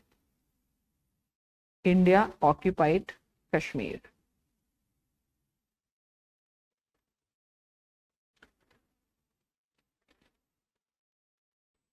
ठीक है. Next, right? They have established a separate government. You can write puppet government in their, हम लोग लिखते हैं in PoK ही लिख देते हैं, in PoK. What is the capital of PoK? Muzaffarabad. हाँ, so they have developed, and there is nothing like article 35A or etc. Fine. So what you can say, right, in Pakistan no attempts have been made to keep the demography intact.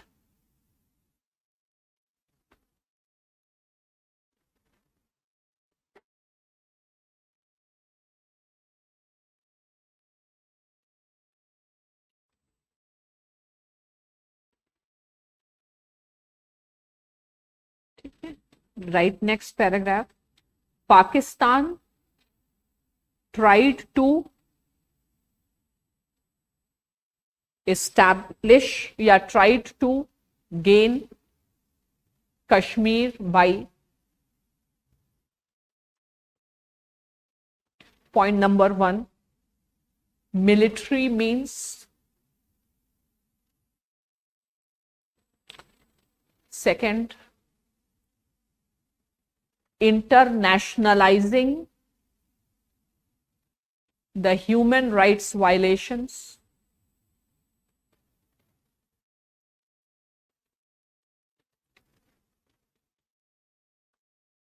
Third, low intensity through terrorism, cross border terrorism.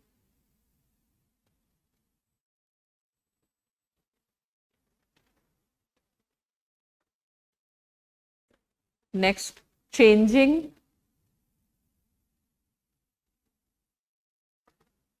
the Kashmiri struggle for self-determination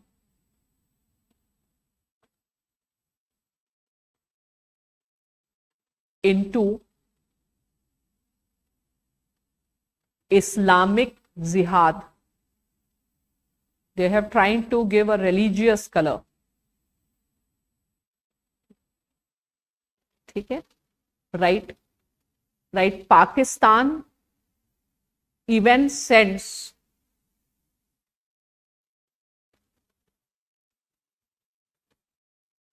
terrorists from other countries.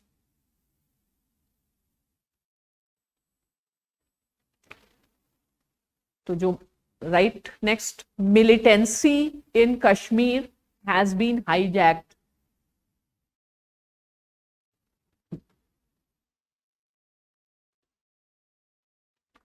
by the external militants.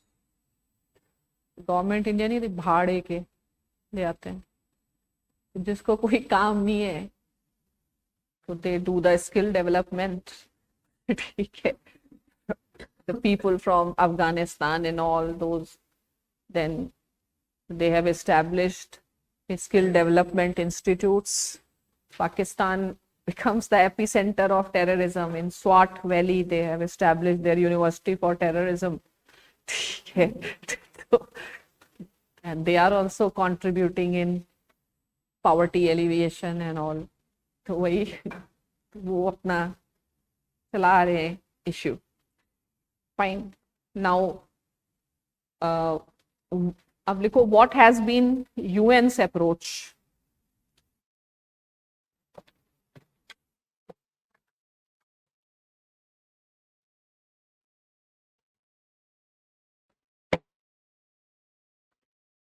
Right, UN continues to list Jammu and Kashmir as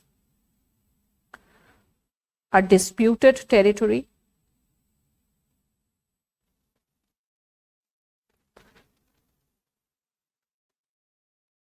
However, it stopped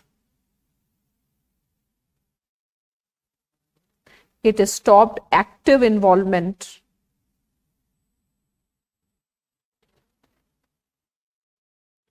in the matters of Kashmir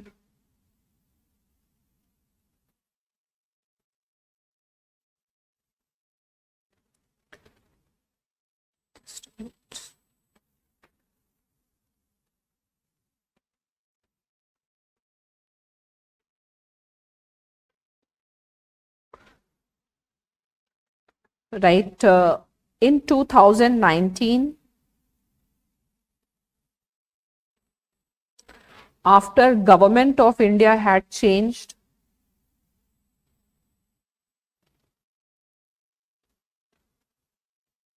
the status of Kashmir by abrogation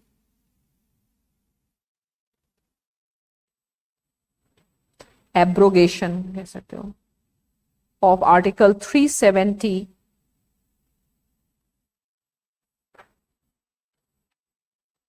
right. UN Security Council held a closed consultation meeting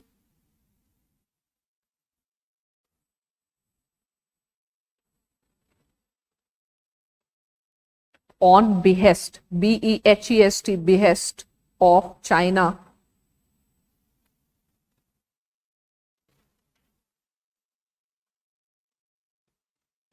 right. Both India and Pakistan were not included in the meeting.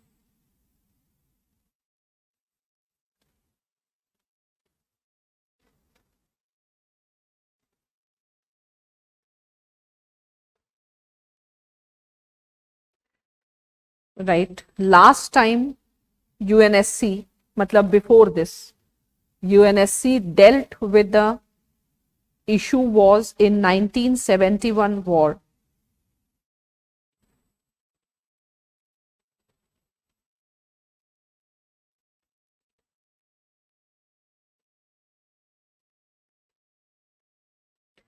Okay. Full stop, right. Now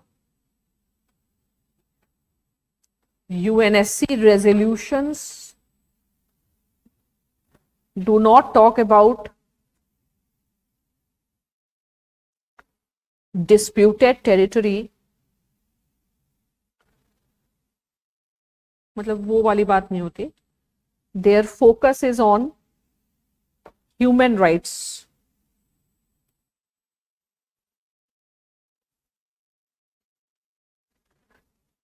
Right. UN Human Rights Council has become, मतलब UNSC की जगह UN Human Rights Council has become a platform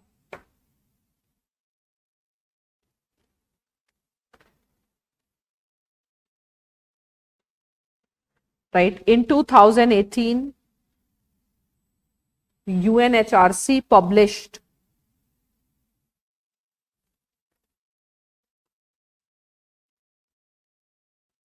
a report accusing Indian armed forces for human rights abuses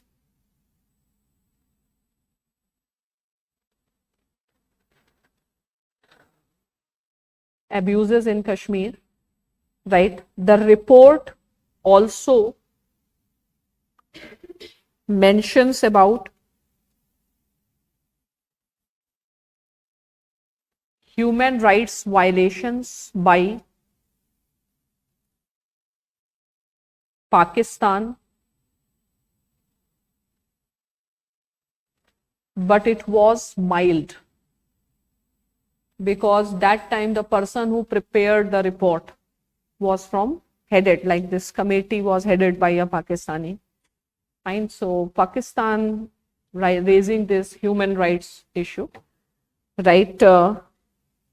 Right. Government of India strongly rejected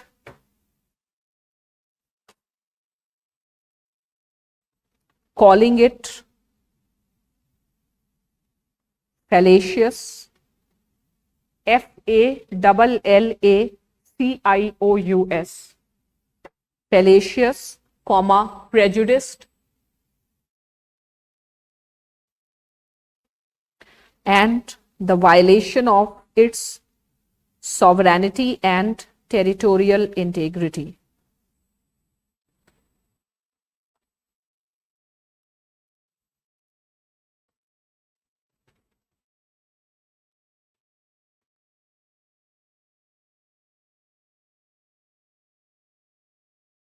Okay.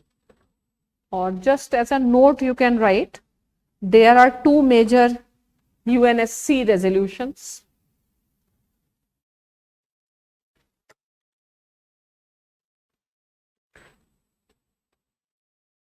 First is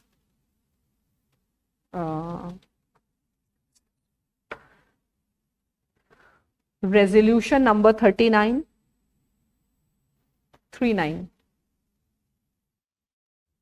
on 20th January 1948, which set up 3-member commission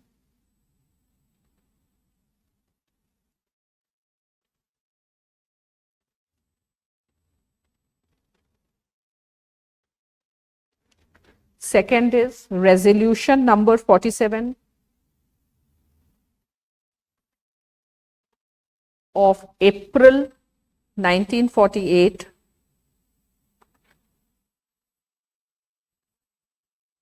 which emphasized on conduct of plebiscite.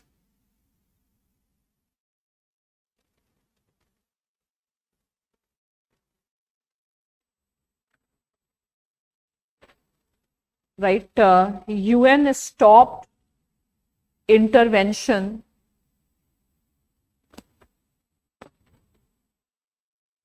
matlab they do in on human rights ground but not on territorial grounds, right, after Shimla agreement,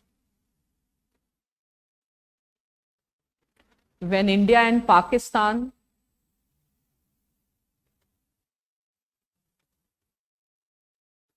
agreed to solve through the bilateral means.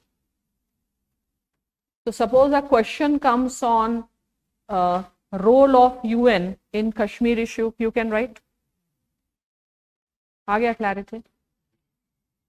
Are you happy with UN's role?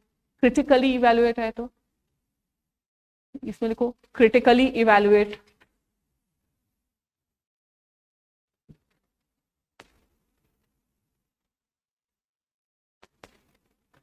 Suppose interview तक पहुंच गए भगवान की कृपा से, तो कश्मीर के answer दे पाओगे? कहीं फंसोगे किसी चीज पे? Why Nehru did this, what was the issue, what was UN's mistake, was it a mistake taking to UN? You have a clarity on this? So what UN did तो लिख लेंगे, critically evaluate, you are happy with what UN did? What UN did was right? What you expected? Huh?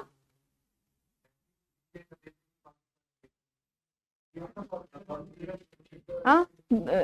Do they have any effective role? Multilateralism is useless actually. Fine. So in the evaluation you can say that UN has failed to provide any solution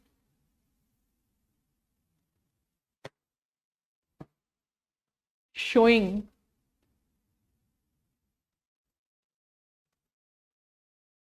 the weakness of multilateralism in addressing the disputes.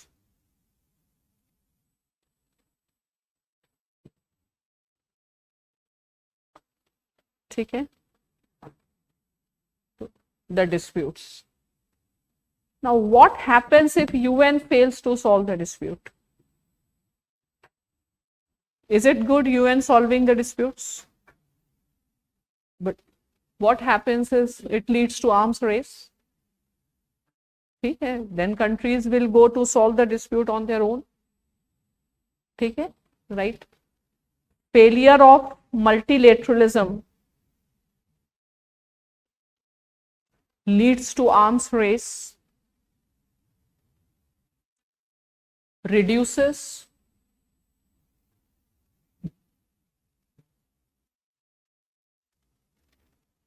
the legitimacy of international law, reduces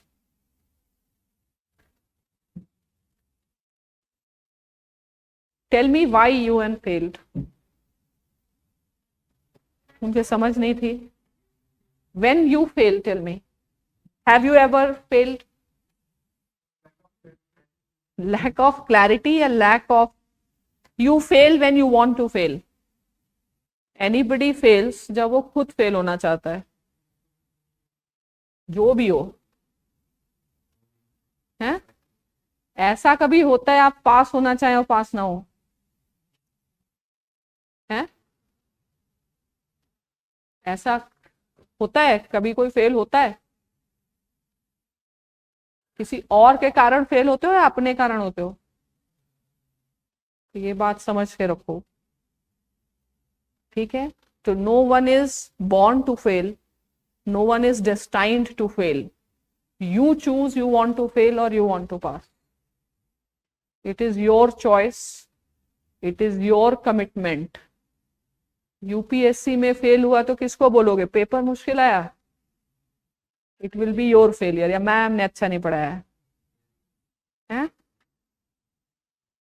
fail. Why UN failed? Because they wanted to fail.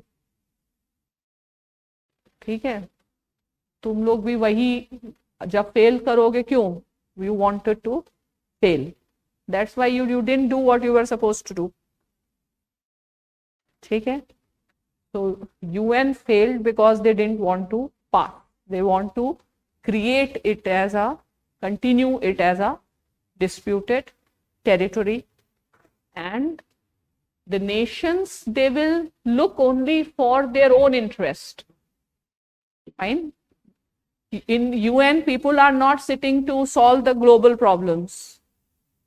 They are sitting to solve their own problems. Fine.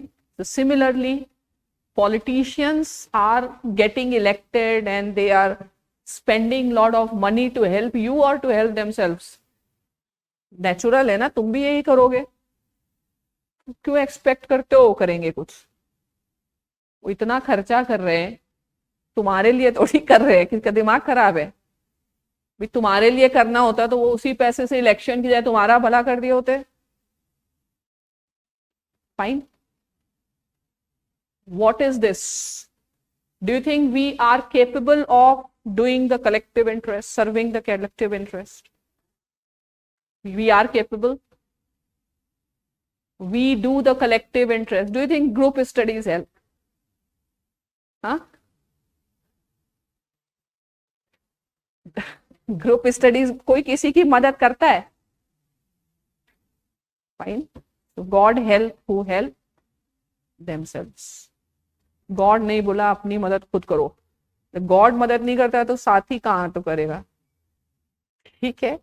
So basically, do you think human beings can ever give priority to the interest of others over themselves? नहीं देते. गांधी ने दिया? कभी नहीं दिया. दिया है. बहुत ऐसे महान लोग हैं, मोदी जी हैं. कोई होता अपना रिटायर होके बैठता है इस उम्र में, वो देश सेवा कर रहे हैं, ऐसे थोड़ी है. लेकिन वो लोग कौन होते हैं? दे आर एक्सेप्शनल, जिनको हम कहते हैं संत, गुरुदेव, महात्मा. मतलब होते हैं, कुछ नमूने होते हैं, like Gandhi and all, who give priority to collective interest.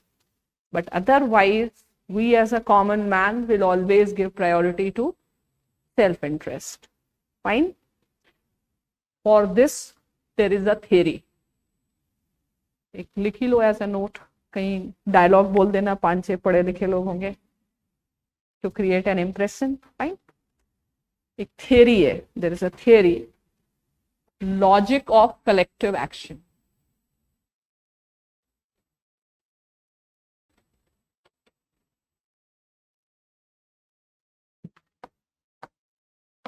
Given by Manker Olson. Olsen. Manker Olson. It's not that you cannot write in GS. Governance may you can always give Manker Olson. Logic of collective action. ठीक है? What does it say? लिखो right. There is no action which is collective. इंसान से possible नहीं. गांधी जी को भी अगर train से बाहर नहीं निकाला होता तो नहीं आते. He also had his own interest. So first of all, there is no action which is collective action. Fine. Next, man is selfish by nature.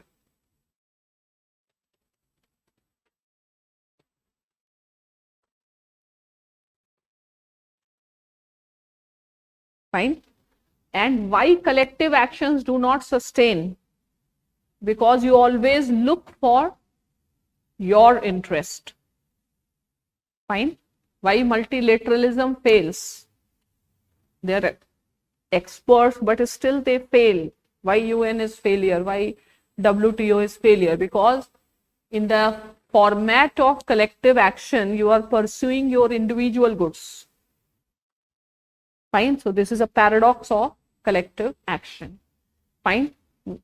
Now this paradox and this logic of collective action concept he has given in context of corruption.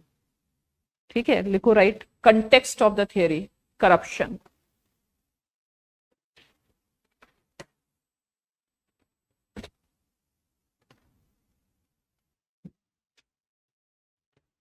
ठीक है, लिखो right. ऐसे लिखो, when we prioritize our individual goals,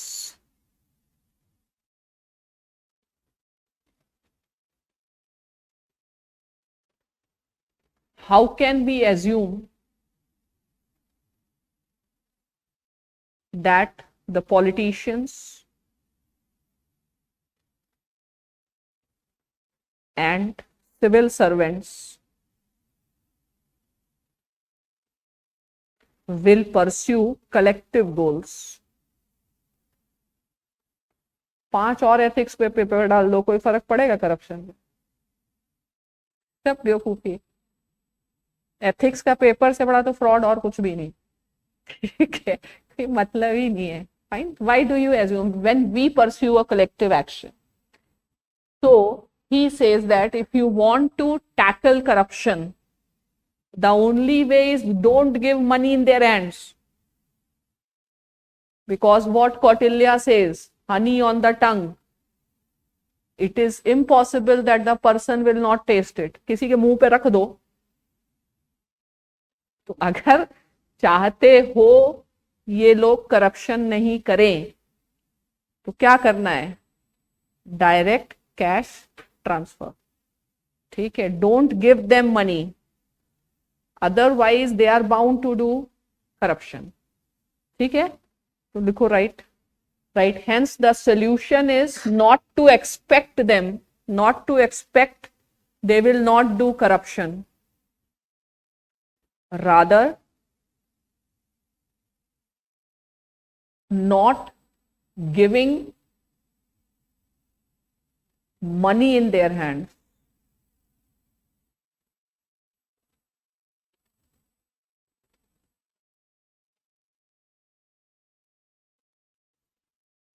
Is self restraint possible जब पैसे की बात आती है? नहीं. अगर है तो तुम तुम इंसान नहीं देवता हो, देवता भी होते 1%, 99 में नहीं हो पाता है. The attraction of money and power is so strong. No amount of arguments of ethics will ever work. यहाँ ethics teacher छोड़ चले गए with the argument of money. You understanding this? तो फिर क्या ही है? You understanding this? So this is the fact which he is telling. Manker Olson, logic of collective action. ठीक है? So anyway, we have understood UN's role. Try to link from one other. So anyway, just write where is Pakistan now on Kashmir.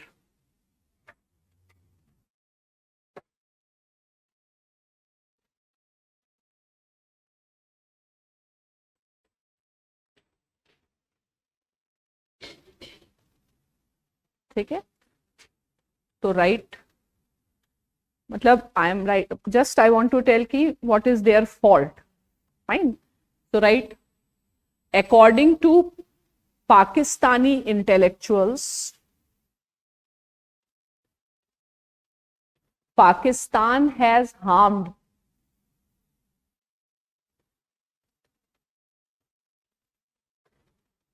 its own interest.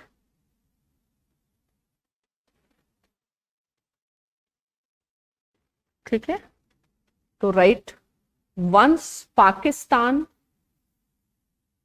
has started using terrorism,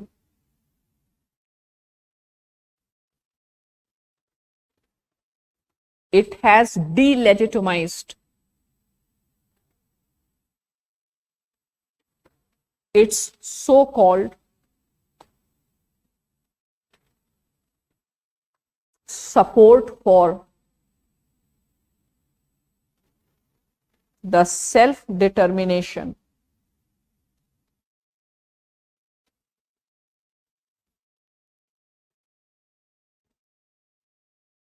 struggle of people of Kashmir.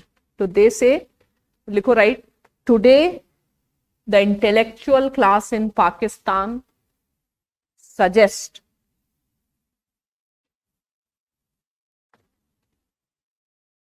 to stop terrorism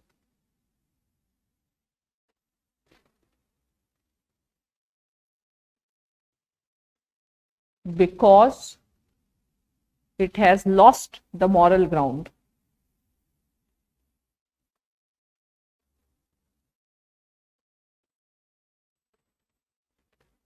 ठीक है, और India कर रहा है emotional blackmail, India कर रहा है terrorism Kashmir में इनके हिसाब से through armed forces, but it is projecting itself as a victim. तो पाकिस्तान मतलब there is a internal debate कि भाई टेररिज्म वाली पॉलिसी चेंज करनी पड़ेगी to recover the lost ground, because now even international community, even if China was there in UNSC, but still India-led resolution on terrorism was passed. So you need to rethink. Fine. Now let us understand what is India's policy.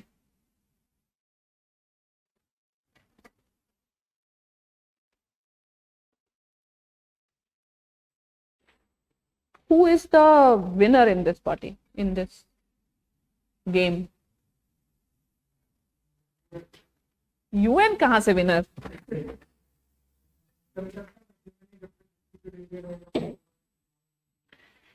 पूरे struggle में loser कौन है और winner कौन है? Kashmiris तो पूरे loser ही हैं. इंडिया पाकिस्तान में ज्यादा बड़ा कश्मीर किसके पास? और इंडिया तो कोई ग्राउंड भी नहीं था. India is the winner. India को जो मिला ले लिया है, इसीलिए इंडिया एग्री करता है LOC can be the international boundary. पूरे गेम में somehow India has managed to project its image. Fine. So as of now, you can say in the Kashmir issue, Pakistan is not a winner. Pakistan would have got the entire Kashmir. ठीक है, पूरा ले जाता है ना पाकिस्तान तो पाकिस्तान नहीं, winner तो India. India didn't have any claim. What is the basis of India's claim?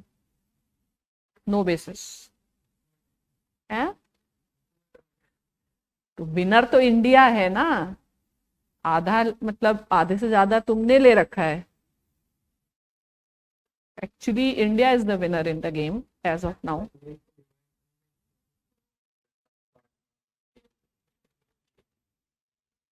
Kashmir का डिवीजन और वो सब कुछ हो ही नहीं सकता, वो तो I will see. But any how India is the winner because the global sympathy is with India. ठीक है. Plus India has greater. Kashmir is a disputed territory anyway. We have a bigger piece of land. But maybe the ultimate winner, we don't want China to be an ultimate winner. But in this, obviously, India is bound to be winner, a bigger party. Pakistan lost the battles. India thodi.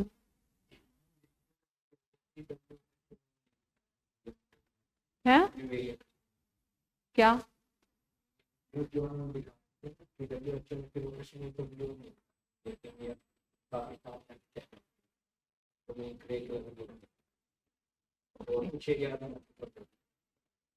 Anyway India के लिए तो ये मतलब India के लिए तो India is in a benefit. मतलब कश्मीर जो है, जैसे जूनागढ़ इंडिया में आया, ऐसे Kashmir would have gone to Pakistan. तो इसलिए one who is a bigger loser is more impatient ना. पाकिस्तान को ये चीज रोज रोज खलती है. इंडिया को तो एक्स्ट्रा मिल गया भाई. इंडिया का कोई राइट ही नहीं था. ठीक है. तो anyway I feel India is a bigger winner and Pakistan is a loser. If Pakistan had been a bigger winner, they would have been calm. Okay. So anyway, what has been India's policy? क्या? कौन सा ground? क्योंकि to nation theory पे बनाया है ना. हाँ, मानती नहीं तो पाकिस्तान कैसे बना? माना ना. Congress accepted, that became the basis of partition.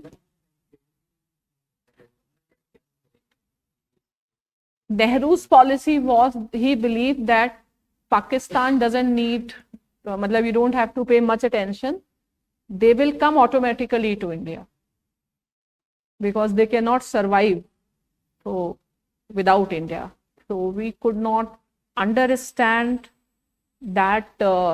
Means you have, again, India has a lot of domestic issues. We could not put so much focus on foreign policy. You have a lot of internal issues also. Lack of resources have. There are many other structural problems. So anyway, what has been India's policy in dealing with Kashmir? What has been India's approach?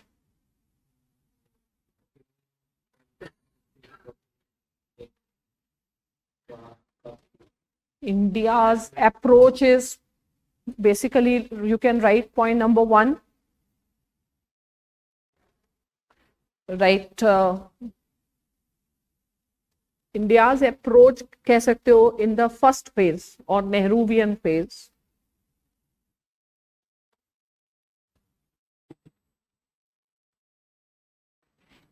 Right. To gain moral high ground. Moral ground by giving special rights and autonomy.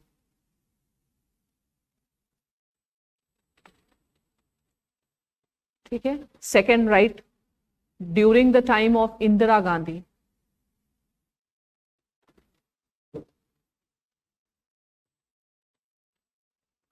या नेहरू में simple one liner you can write, focus wants on finding political solution through the political means.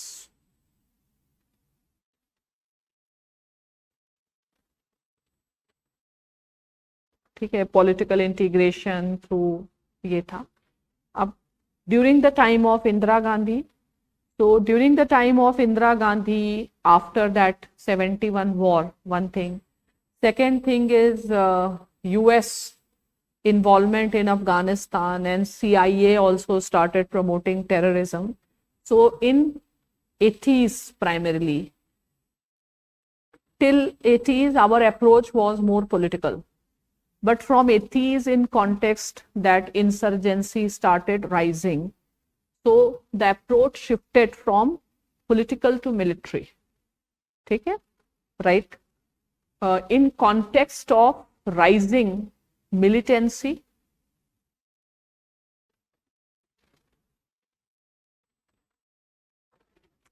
approach shifted from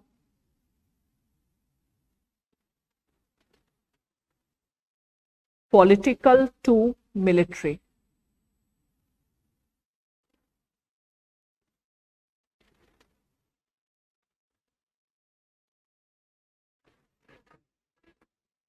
ठीक है, लिखो, right, since the time of Indira Gandhi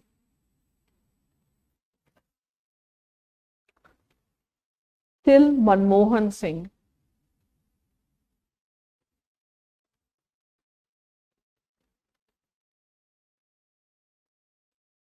right, the approach was to maintain the status quo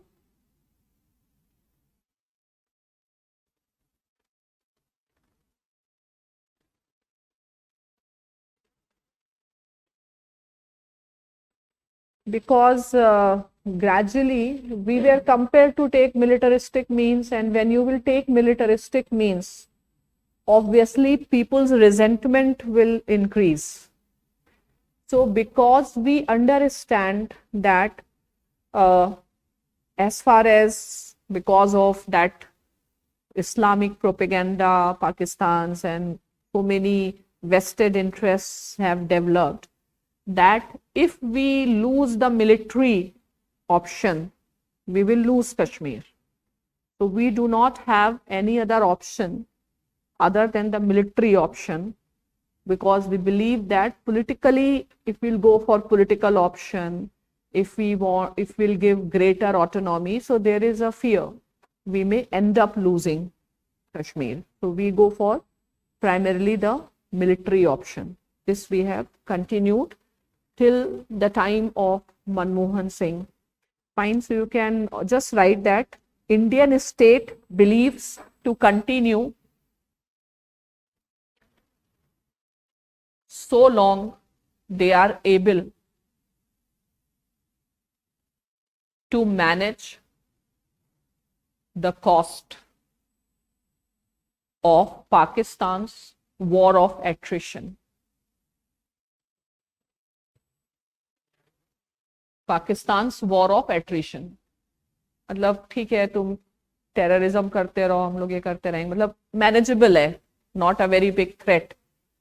So you lost that option की. Now next write approach of Bajpayee. Yeah, Manmohan Singh तक लिखा था, but you can just write approach of Bajpayee.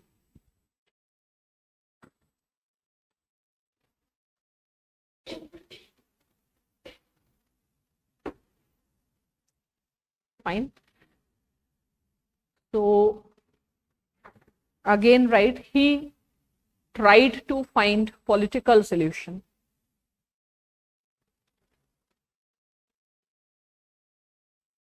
Because militaristic approach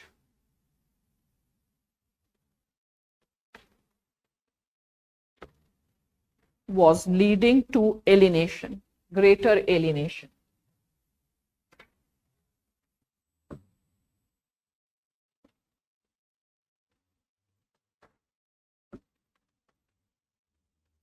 right? Vajpayee's approach, but not official. He expressed his own personal approach, right? Vajpayee's approach to find the solution of Kashmir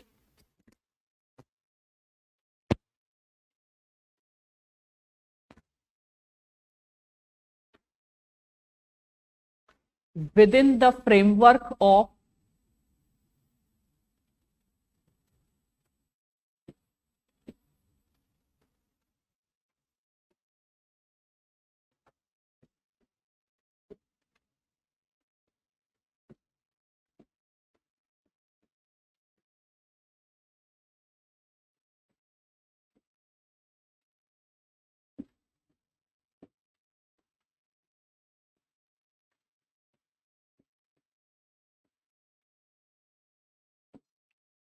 Jamhuriyat,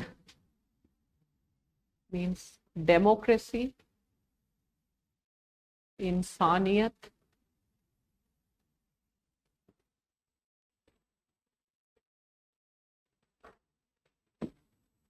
and Kashmiriyat. ठीक है? Right? What does it symbolize?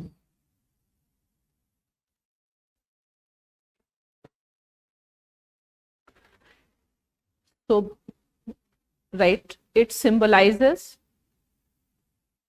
government of India may go for out of box thinking.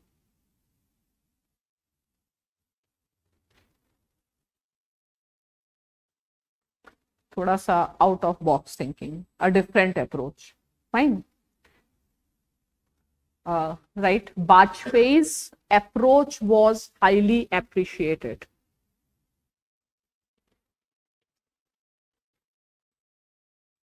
Because he talked about the new framework.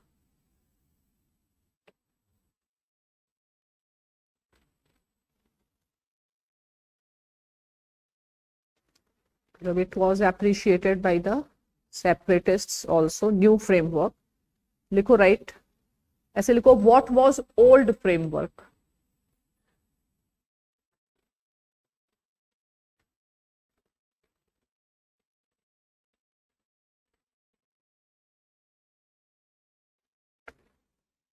ठीक है, old framework, right, the government had maintained the stand to find the solution of Kashmir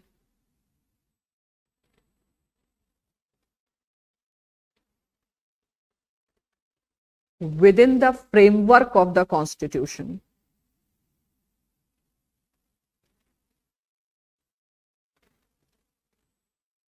Whatever is the constitutional scope, you can utilize. Fine. Because, right, however, separatists in Kashmir believed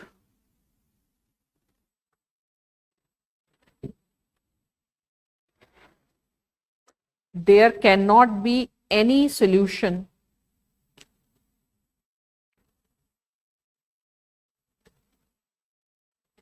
within the existing framework.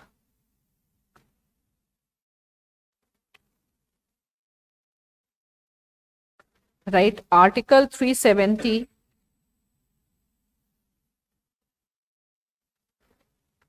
even failed to satisfy the separatists.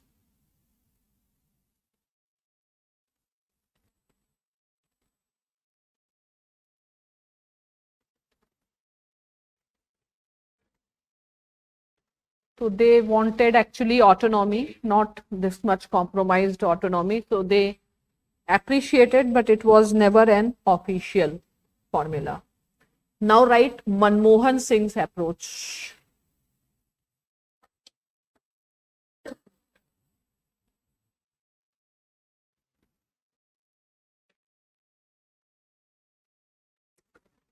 Or you can write Manmohan Musharraf formula.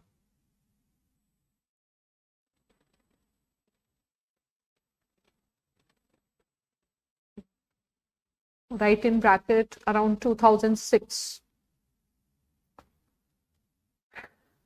Actually, it was not Musharraf Manmohan formula, it was America's formula, right? Because they wanted no nonsense between India and Pakistan due to war that was happening in Afghanistan, but it came through Musharraf, fine, Musharraf's formula and Manmohan Singh's formula. So, less emphasis is given on Manmohan Singh, more on Musharraf formula. So, right, it was 4-point formula.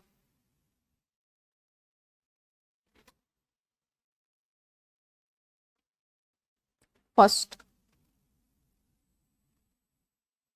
soft borders, LOC to become soft border. Soft border means easy movement of people and goods. So border trade started between Uri to Muzaffarabad and some other place. Next, self-governance or autonomy, but not independence to Kashmir.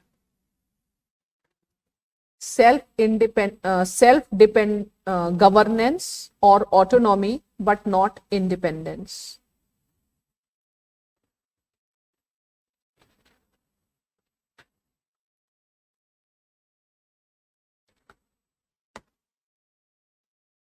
Next, demilitarization.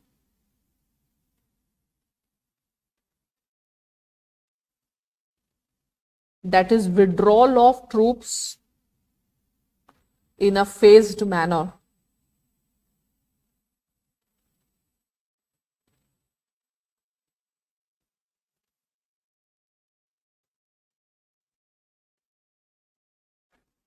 Next,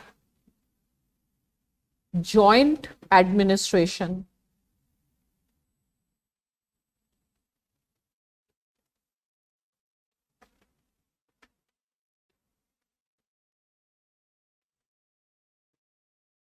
ठीक है, देखो right, during Manmohan Singh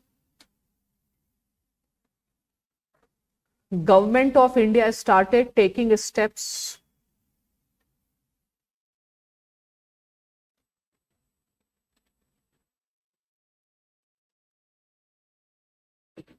like demilitarization of public places,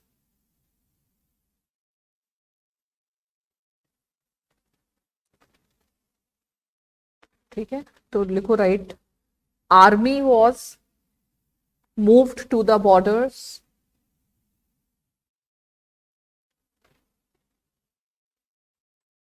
and law and order was brought under paramilitary forces, CRPF.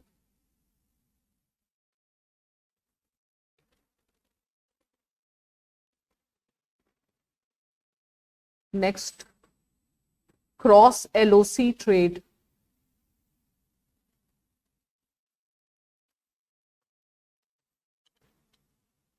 Then वही है, movement of people, bus services started.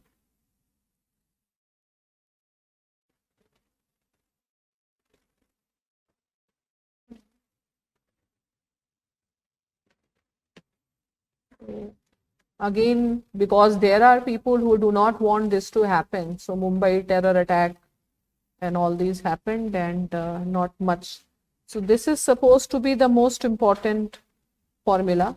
एक छोटा सा formula लिख लो, फिर बाद में मोदी जी के बारे में बात करेंगे. Just write another formula. There is one more formula that is especially like in interview boards. If you are from Jammu and Kashmir, you should be knowing all these things. So Chenab formula, that river, right, proposed by Muhammad Abdul Qayyum Khan. Muhammad Abdul Qayyum Khan, the former Prime Minister of POK. It is dividing the Kashmir along river Chenab.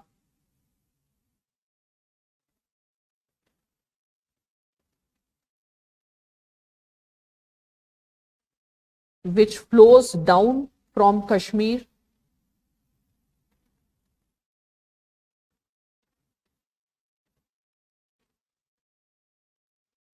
into Punjab, separating Muslim majority areas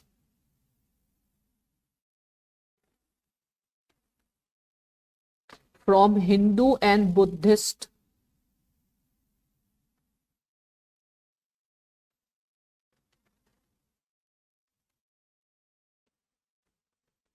dominated areas.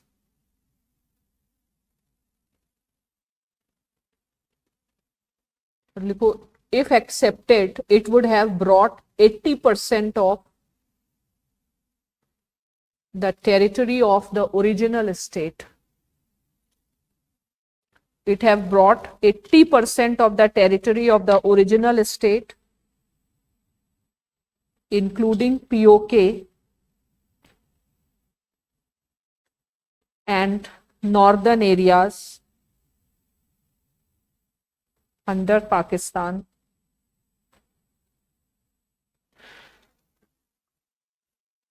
So in the next class, remind me Modi government's policy and what should be India's approach. Fine. So that's all for today.